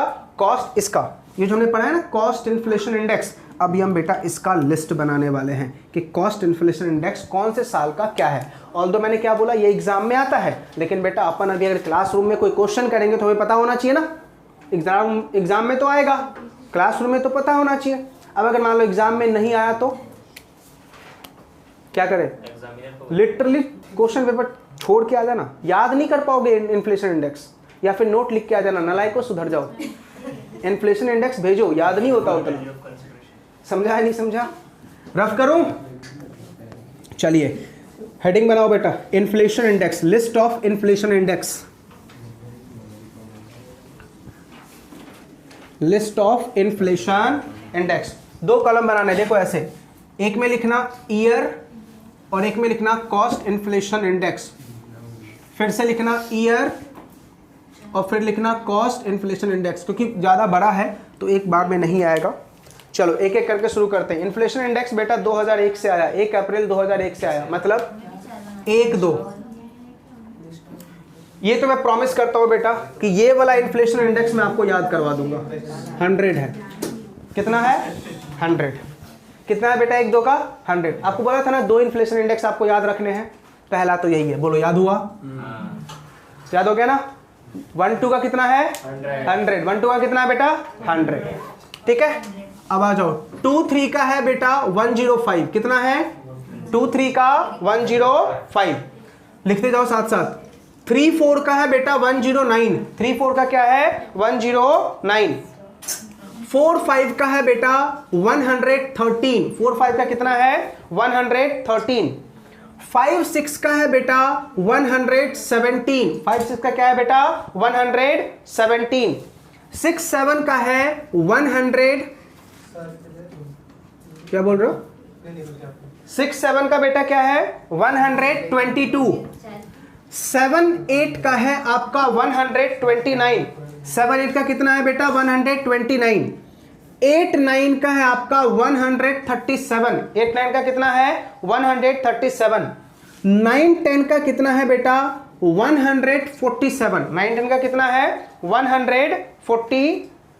148। 9-10 का कितना है बेटा?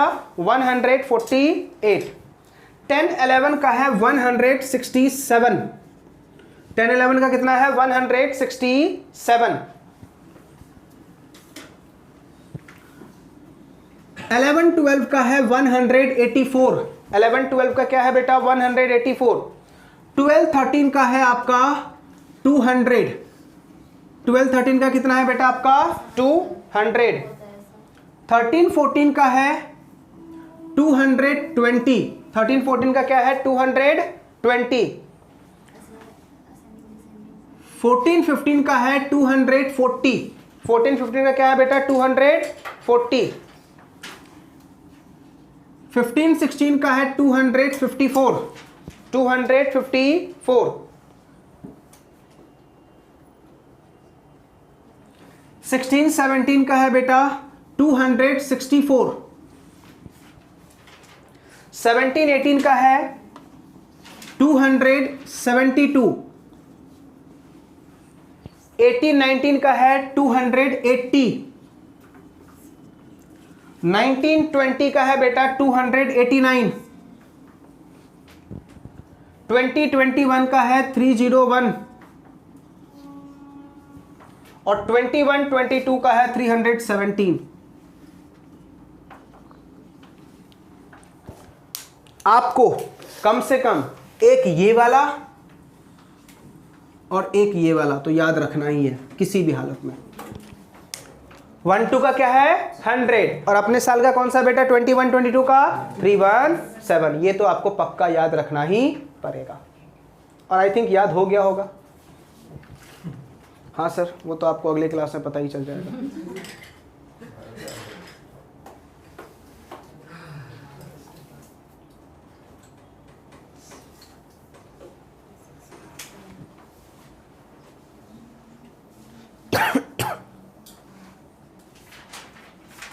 भाई उसको खाने को दो, खा ले के खा ले खोल के खाना बाकी फ्री कर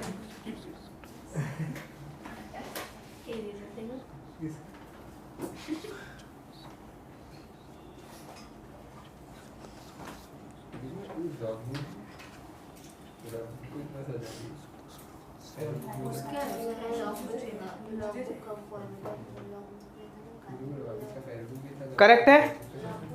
अब कुछ बच्चे दिमाग लगा रहे होंगे सर हम देखो रट्टा मार तो लेंगे, हम पक्का रट्टा देंगे। सर इसके बीच का गैप कितना है 5, इसके बीच का कितना है 4, सर आइडिया आ गया। अब इसके बीच का गैप कितना होगा 3, फिर कितना होगा 2, फिर कितना होगा 1, तो देख लो है क्या। कोशिश भी मत करना बेटा, ऐसी नॉनसेंस पंक्ति करने की कोशिश बिल्कुल मत करना, कभी याद नहीं हो सकता। ये लोग बेटा निकालते हैं, उनका एक कैलकुलेशन होता है, लॉग बुक के मेथड से वो लोग कैलकुलेशन करते हैं, अपन को कोई इसमें इंटरफेयर नहीं करना, उनकी मर्जी जो भी करें। समझ में आ रहा नहीं आ रहा? चलो बेटा ये समझ में आ गया, ये हमारा क्या है इन्फ्लेशन इंडेक्स। अच्छा बताओ इसको देख के कुछ याद, कुछ सवाल मन में आ रहे हैं? सर यही सवाल आ रहा है कि आप छोड़ोगे कभी, ये बताओ पहले। कि इसके पहले वाले को सर इन्फ्लेशन इंडेक्स कब आएगा? 1 2 में आया ना सर, उससे पहले का क्या? नो सब चीज में इग्नोर।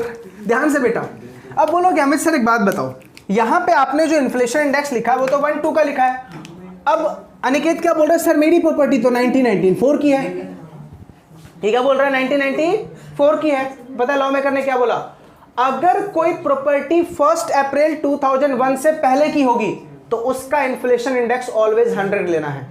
करेक्ट है? तो पहले हम क्या लिखेंगे? Note 1, property before 1 April 2001 always CII क्या लोगे बेटा? 100। ऑलवेज CII क्या लोगे? 100। अब परनीत क्या बोल रहा है? सर ऐसी बात सुन के मुझे बहुत दुख हुआ। आप क्या बोल रहे हो कि अगर प्रॉपर्टी 2001 से पहले की है, 1 अप्रैल 2001 से पहले की है तो ऑलवेज इंडेक्स लेना है 100। सर एक बात बताओ, अगर कोई प्रॉपर्टी 1994 में खरीदी गई, उसका कॉस्ट था सर 10,000, करेक्ट है? आप इसका इंडेक्सेशन कब का ले रहे हो? 1 अप्रैल 2001 का। सर ये कहां की इंसाफी हुई? कॉस्ट कब का 94 का और इंडेक्सेशन कब का? लॉ मेकर को परनीत की बात समझ में आई, अमेंडमेंट। परनीत के कहने पे लॉ मेकर ने क्या बनाया बेटा, अमेंडमेंट। अब लॉ मेकर ने क्या बोला बेटा, एक काम कर, अमित सर को बोल के एक नोट 2 और लिखवा दियो, ठीक है। अब नोट 2 में क्या बोला कि बेटा अगर तेरी प्रॉपर्टी 1491 वाली होगी, ध्यान से नोट 2 क्या लिख रहा हूं देखो, प्रॉपर्टी बिफोर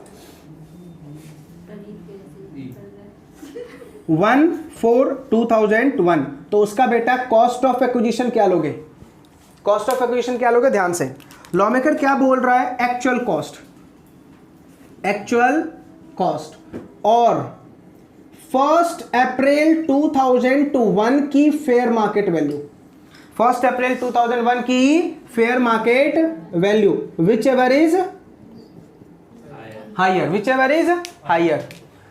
शुभम बोल रहा है सर ये सुन के तो मैं सदमे में आ गया। एक बात बताओ, आप क्या बोल रहे हो, 1 अप्रैल 2001 की फेयर मार्केट वैल्यू, 1 अप्रैल 2001 की फेयर मार्केट वैल्यू। सर अगर क्वेश्चन में ना दे रखा हो तो 2 तारीख की दे रखी हो, ले लूं? बोला ना बेटा, लेनी है तो सिर्फ कब की लेनी है, 1 की ही लेनी है। 2 भी नहीं चलेगा, 31 मार्च भी नहीं चलेगा, 3 भी नहीं चलेगा, 4 भी नहीं चलेगा, 1 तारीख को, कसम है तुझे, बस कब की लेनी है, 1 तारीख की। अब आप बोलोगे कि सर मान लो 1 तारीख की फेयर मार्केट वैल्यू ही नहीं है, कोई बात नहीं, एक्चुअल कॉस्ट ही ले ले, एक्चुअल कॉस्ट ही ले लो। समझ में आ गया? अगर क्वेश्चन में 1 अप्रैल 2001 की फेयर मार्केट वैल्यू दे रखी है तो ही कंपेयर करने का, अदरवाइज एक्चुअल कॉस्ट ही मेरा क्या माना जाएगा, कॉस्ट ऑफ एक्विजिशन माना जाएगा। याद रहेगा पक्का? तो आई थिंक ये 2 इंडेक्सेशन तो आपको याद हो चुके होंगे। 2001 2 का ये तो सर नींद में ही पूछो, हम बता देंगे 100 है, शुरुआती उधर से हो रहा है। लेकिन 21 22 का 317, 1 अप्रैल 2001 से पहले की प्रॉपर्टी होगी तो ऑलवेज क्या लेना है, 100 इन्फ्लेशन इंडेक्स। और अगर 1 अप्रैल 2001 से पहले की प्रॉपर्टी होगी तो उसका कॉस्ट क्या लेंगे, एक्चुअल कॉस्ट, और 1 अप्रैल 2001 की fair market value, whichever is higher. Clear? खत्म चैप्टर बेटा। ये अभी चैप्टर का सिर्फ थीम खत्म हुआ है। क्या खत्म हुआ है, थीम। ट्रेलर चल रहा था अभी तक, पूरी पिक्चर तो बेटा भी बाकी है, समझा? अब इसमें हम बेटा अलग अलग ट्रांजैक्शंस पढ़ेंगे। क्या पढ़ेंगे, अलग अलग ट्रांजैक्शंस पढ़ने वाले हैं, कैपिटल गेन कैसे निकालते हैं, ठीक है। उससे पहले बेटा अभी तक हमने सिर्फ क्या पढ़ा है बेटा, थीम किया है कि कैपिटल गेन में क्या क्या चीजें अपन को देखनी है। अब हम एक एक सिचुएशंस लेंगे और उसका गेन निकाल के देखेंगे, ठीक है। लेकिन उससे पहले जब भी आप कैपिटल गेन के सम्स को सॉल्व करना, सबसे पहले अपने माइंड में 3 सवाल पक्का ढूंढ लेना। पहला, पीरियड कहां से शुरू करूं और कहां खत्म करूं, तभी तो मैं पता लगा पाऊंगा एसेट का नेचर क्या है, लॉन्ग टर्म या शॉर्ट टर्म। और शॉर्ट टर्म आ जाए ना तो बेटा तुम्हारा बर्थडे है, उससे इजी कैलकुलेशन कुछ नहीं हो सकता। समझ में आ रहा है? शॉर्ट टर्म आ जाए तो बर्थडे। और ये चैप्टर बोलूं, वैसे दिखने में बहुत बड़ा चैप्टर है, लेकिन सबसे चिंदी और आसान चैप्टर ये, अगर 5वीं क्लास के बच्चों को भी पढ़ाया जाए ना वो भी पढ़ लेगा। क्यों? क्योंकि उनको मल्टीप्लाई करने में मजा आता है। मल्टीप्लाई करने में क्या आता है बेटा, मजा। तो इसमें सिर्फ क्या करना बेटा, multiply and divide.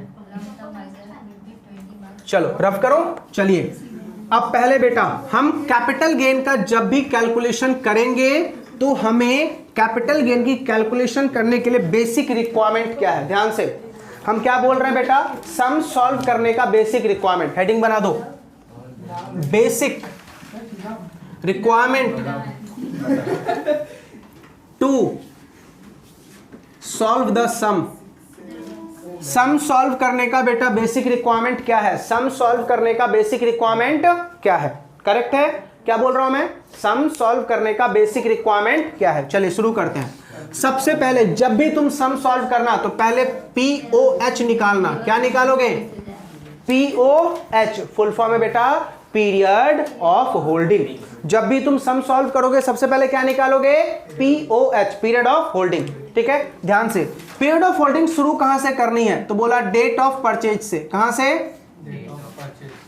Date of purchase से आप शुरू करोगे और एंड कहां करोगे, till 1 day before transfer. 1 day before transfer, 1 day before transfer. ध्यान से, जिस दिन ट्रांसफर हो रहा है ना उससे 1 दिन पहले।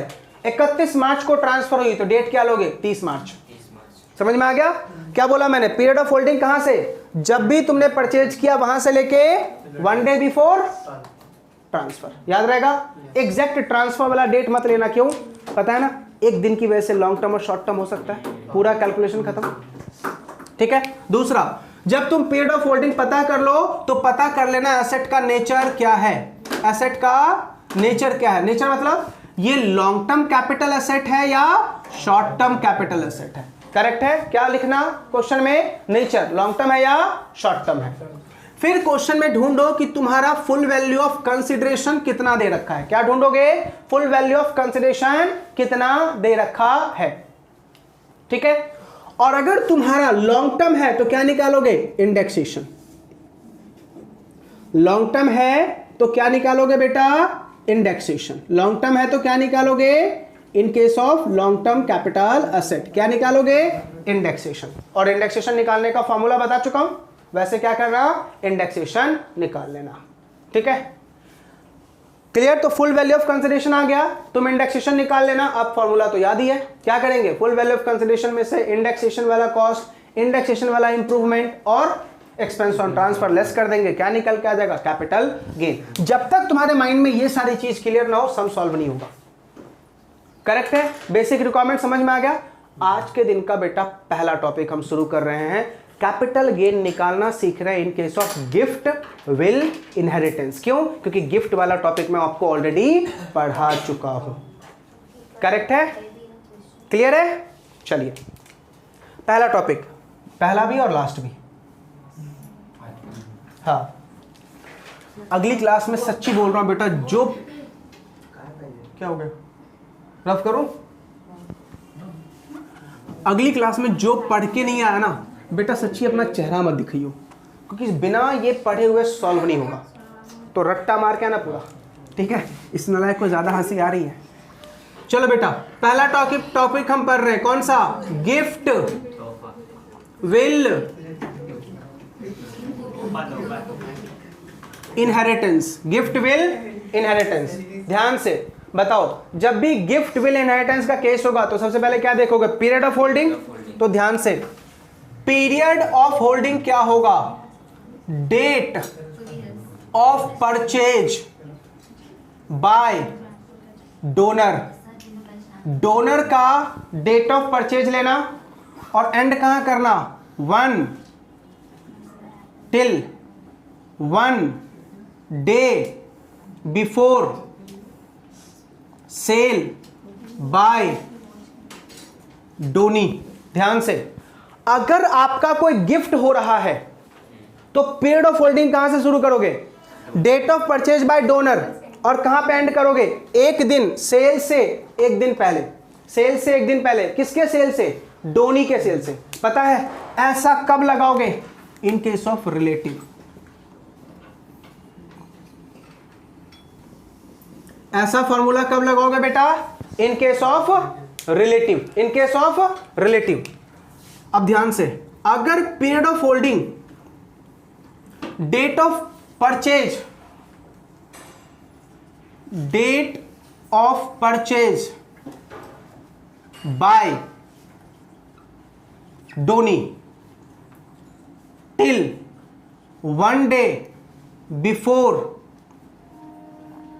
Cell by donee. अब यहां पे डेट ऑफ परचेज का मतलब क्या है? ऐसे करो, डेट ऑफ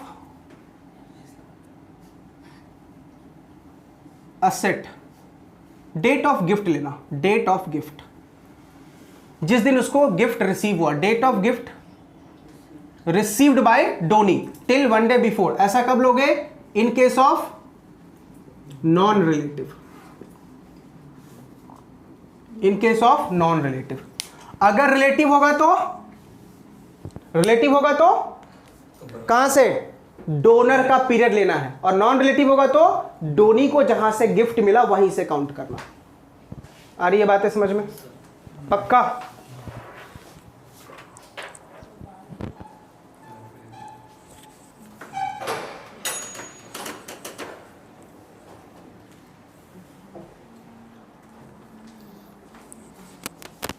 आया समझ में?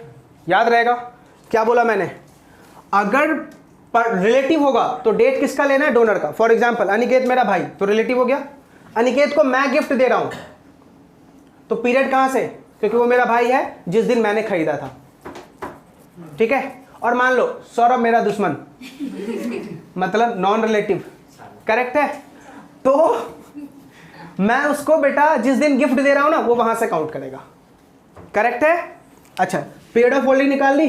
अब तो बेटा क्वेश्चन में क्या, अब तुम्हें क्या पता चल जाएगा? नेचर पता चल जाएगा।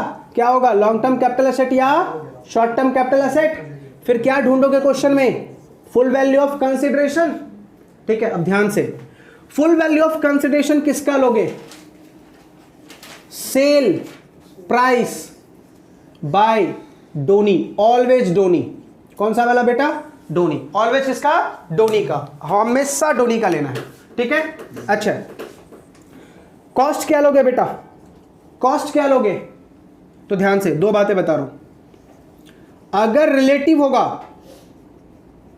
तो डोनर का कॉस्ट, रिलेटिव होगा तो डोनर का कॉस्ट, और अगर नॉन रिलेटिव होगा तो डोनी का कॉस्ट। समझ में आ रहा? यानी डोनी को जिस दिन दिया गया, डोनी को जिस दिन गिफ्ट दिया गया, उस दिन का फेयर मार्केट वैल्यू, करेक्ट है। डोनी को जिस दिन गिफ्ट दिया गया उस दिन का fair market value. Fair market value कब की लेनी है? The date of gift. समझ में आ रहा बेटा? कब का लेना है? डेट ऑफ गिफ्ट का, करेक्ट है। अच्छा, तो हमने कॉस्ट सीख लिया। अब आते हैं बेटा कॉस्ट इन्फ्लेशन इंडेक्स कैसे निकालोगे? ध्यान से, अगेन कॉस्ट इन्फ्लेशन इंडेक्स। यहां पर भी दो बातें बेटा पता करो। जिसको तुमने दिया है गिफ्ट वो रिलेटिव है, तो इन्फ्लेशन इंडेक्स जो है वो किसका वाला लोगे? इन्फ्लेशन इंडेक्स डोनर का। क्योंकि याद है अपन नीचे जो डिवाइड करते हैं वो किससे डिवाइड करते हैं? परचेज से ना। तो परचेज वाला किसका होगा? क्योंकि हम डोनर का ले रहे हैं, ठीक है। तो यहां पे कॉस्ट इन्फ्लेशन इंडेक्स किसका लोगे? डोनर। लेकिन अगर बेटा नॉन रिलेटिव है तो कॉस्ट इन्फ्लेशन इंडेक्स किसका लोगे? डोनी का। यानी जिस दिन डोनी को वो गिफ्ट मिला। वो बातें समझ में आ रही है नहीं आ रही? पक्का बुद्धि में जा रहा है या नहीं? इसके अलावा बुद्धि को ज्यादा दोहराना नहीं है, ठीक है। अब इसे की तरह टोपी लगा के आया करो ताकि बुद्धि सामान्य रहे, टोपी के अंदर ही रहे। चलो, ये बातें समझ में आ गई? गेम खेले? याद हो गया?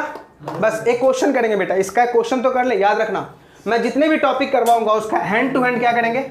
एक प्रैक्टिकल सम, करेक्ट। और बाकी मॉड्यूल के सम आपको खुद करने हैं, ठीक, और डाउट्स पूछने हैं। समझा? क्लियर है बेटा? यहां तक रफ करूं?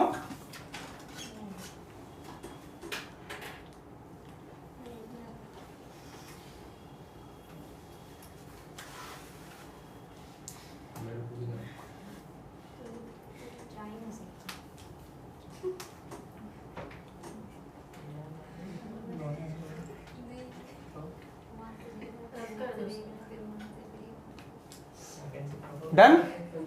चलिए बेटा क्वेश्चन लिखिए फटाफट। हम क्वेश्चन बेटा इसी टॉपिक का कर रहे हैं, गिफ्ट विल इनहेरिटेंस का। क्वेश्चन किसका कर रहे हैं हम?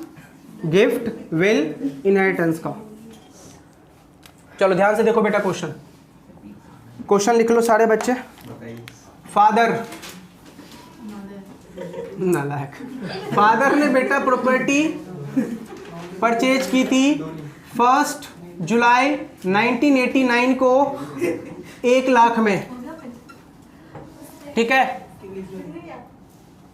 1 अप्रैल 2001 की बेटा फेयर मार्केट वैल्यू इसी प्रॉपर्टी की 4 लाख दे रखी है, ठीक है। फादर ने ये प्रॉपर्टी गिफ्ट कर दी ऑन 10 जुलाई 2008 को। किसको बेटा? सन को। 10 जुलाई 2008 को किसको गिफ्ट कर दी बेटा? सन को। क्या करेक्ट है? जिस दिन सन को गिफ्ट किया ना बेटा, उस दिन इस प्रॉपर्टी की फेयर मार्केट वैल्यू थी 10 लाख। कितनी थी बेटा? 10 लाख। 10 लाख। करेक्ट है। 10 जुलाई 2008 को गिफ्ट किया गया और सन जो है नालायक सा निकला। सन ने क्या कर दिया? सेल कर दिया। कब सेल किया? 17 जैन 2000, हाँ 17 जैन 2022 को क्या कर दिया? सेल। कितने में सेल किया? ₹60 लाख में। कितने में सेल कर दिया? 60 लाख में। आपको बोल रहा है find out capital gain. Capital gain. चलो बेटा ध्यान से, एक एक चीजों को ध्यान से सुनना। एक बात बता, पहले पापा ने गिफ्ट दी, यस सर। क्या गिफ्ट को ट्रांसफर माना गया है? यस माना गया ना। लेकिन पापा को कुछ मिला क्या? नहीं मिला ना। तो लॉ मेकर क्या बोलता है कि सर जब आपने गिफ्ट दिया तो आपको कुछ मिला नहीं ना, तो at the time of gift no tax in the hands of donor. याद रहेगा? Yes sir. तो पहला पॉइंट क्या लिखेंगे? At the time of gift no tax in the hands of donor. Correct है। यानी पापा के हैंड में टैक्स नहीं लगेगा क्योंकि पापा को कुछ मिला तो नहीं। ठीक है। लेकिन डोनी क्या कर रहा है? सेल कर रहा है ना। डोनी क्या कर रहा है? सेल कर रहा है। और डोनी है कौन? रिलेटिव है ना। तो हम सबसे पहले क्या निकालेंगे? Period of holding. अब बताओ जो हम टैक्स निकाल रहे हैं वो किसके हैंड में? इन द हैंड्स ऑफ, जल्दी बताओ। अपने एग्जांपल में सन यानी डोनी। करेक्ट है बेटा। चलो सबसे पहले क्या निकालोगे? बताओ। Period of holding. बताओ कहां से लोगे? क्योंकि ये तो रिलेटिव है ना। तो 1 7 1989 से कहां तक? जब सेल किया एक दिन पहले 16 जैन 2022। अरे समझा कि नहीं समझा? करेक्ट ना। अब बता दे बेटा नेचर क्या हो गया? Long term capital asset. और मान लेते हैं बेटा फादर ने परचेज किया था, क्या यहां पे लिख देते हैं हाउस प्रॉपर्टी। अब बताओ हाउस प्रॉपर्टी के लिए पीरियड कितना होता है? 24 मंथ्स ना। और ये तो 24 मंथ से ज्यादा हो गया ना, तो क्या कहलाएगा? Long term. अब बताओ फॉर्मूला क्या था? Full value of consideration. कितने में बेचा सन ने? 60 लाख में ले लिया हमने। अब लेस क्या करोगे? इंडेक्स कॉस्ट ऑफ एक्विजिशन करेंगे ना, क्योंकि लॉन्ग टर्म हो गया ना। तो बताओ क्या बोला था हमने? अगर किसी एसेट की वैल्यू 1 अप्रैल 2001 से पहले की हो और 1 अप्रैल 2001 का फेयर मार्केट वैल्यू दे रखा हो तो दोनों को कंपेयर कर लेना, विच एवर इज हायर। तो यहाँ पे कॉस्ट कितना लेंगे? 4 लाख। ओ बेटा समझ में आ रहा कुछ बातें? कॉस्ट कितना लेंगे? 4 लाख। समझा तुमको? हायर क्यों लिया? क्योंकि 1 अप्रैल 2001 की फेयर मार्केट वैल्यू दे रखा है। अब अनिकेत बोल रहा सर फेयर मार्केट वैल्यू तो इधर भी दे रखा है, क्या वो 1 अप्रैल 2001 का है? सिर्फ कब का लेना है? 1 अप्रैल 2001 का। करेक्ट है। चलो अब ध्यान से, यहां पे आपको कंफ्यूजन होगा। हमने क्या लिखा था? मल्टीप्लाई कौन से साल के इंडेक्स से करना है? जिस साल सेल कर रहे हो। एक बात बता, सेल कब कर रहा है? 17 जैन 2022 को। कौन सा साल हो गया? 21 22। और ये तो आपने रट लिया था। 21 22 का कितना है? 317। और बेटा एक बात बता, 2001 से पहले की प्रॉपर्टी है ना, तो क्या बोला था? उसका इंडेक्स हमेशा नीचे क्या लोगे? 100। वो बातें समझ में आ रही है नहीं आ रही? बताओ कितना आया? 12,68,000। ठीक है। अब बताओ क्या कहीं भी आपके क्वेश्चन में लिखा हुआ है एक्सपेंस ऑन ट्रांसफर? नहीं ना। तो बस 60 लाख में से ये लेस कर दो, क्या निकल के आ जाएगा? लॉन्ग टर्म कैपिटल गेन, क्योंकि सेल प्राइस ज्यादा है।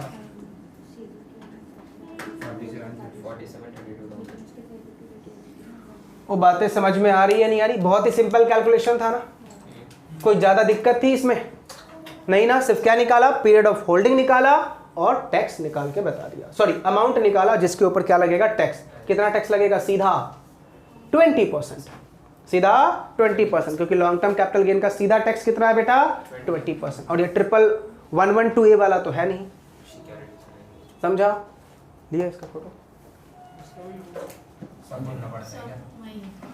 ओ बेटा समझ में आया ये क्वेश्चन या नहीं?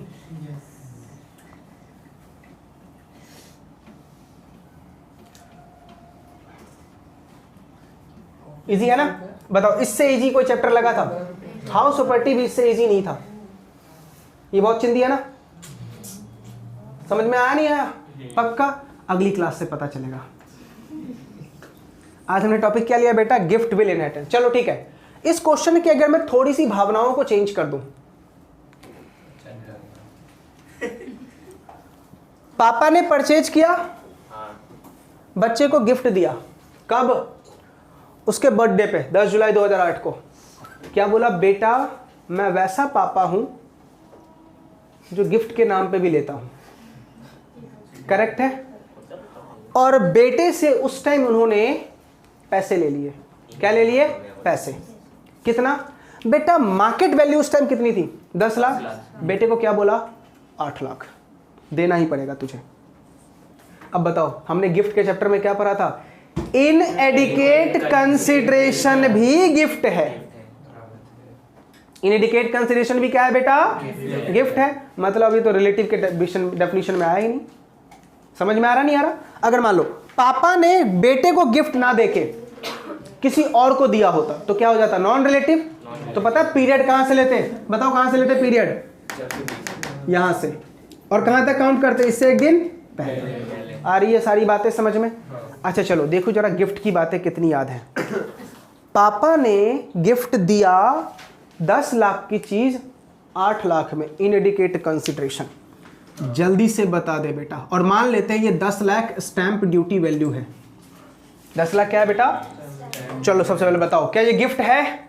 तो क्या बताया था? रूल लगेगा। रूल में क्या देखते थे? क्या stamp duty value actual price कम है? कम है। रूल लगेगा। अब बताओ रूल में क्या चेक करते थे? अच्छा क्या चेक करते थे रूल में? काबू काबू क्या करते थे रूल में चेक? नालायक ऐसे देख, बोलो तो सही, बोल तो सही तो बोल रहा है। क्या बोला था हमने? अगर रेजिडेंशियल फ्लैट होगा और कॉन्ट्रैक्ट उस पीरियड के बीच में होगा तो 20%, अदरवाइज 10%। तो हम पहले 8 लाख का क्या निकालेंगे? 10%, जो 80,000 आता है। और फिर क्या बोला था? फिर क्या बोला था? दोनों के बीच का डिफरेंस कितना आया? 2 लाख। फिर हमने क्या पढ़ा था कि अगर ये डिफरेंस 10% से ज्यादा होगा तो गिफ्ट, नहीं होगा तो नहीं। ज्यादा है 10% से, इसको क्या मान लेंगे हम? गिफ्ट। बातें समझ में आ रही? तो याद रखना एग्जाम में इस टॉपिक में आपको गिफ्ट का प्रोविजन भी डालेगा। पहले तू ये बता ये गिफ्ट है या नहीं है, और फिर क्या निकालो अगर गिफ्ट है तो, और सेल हो रही है तो क्या निकालो? कैपिटल गेन का टैक्स। आया समझ में? पक्का सबको क्लियर हो गया? चलिए तो ये हमारा बेटा पहला टॉपिक हमने कंप्लीट कर लिया। किसका? गिफ्ट विल इनहेरिटेंस का। तो देखो हमने गिफ्ट विल इनहेरिटेंस में क्या पढ़ा? अगर रिलेटिव को गिफ्ट दिया जा रहा है तो पीरियड किसका लेंगे? डोनर का। और जिस दिन डोनी सेल करेगा उससे एक दिन पहले। अगर नॉन रिलेटिव को गिफ्ट दिया जा रहा है तो पीरियड कहां से लेंगे? जहां से डोनी को गिफ्ट मिला। ऐसा क्यों हुआ?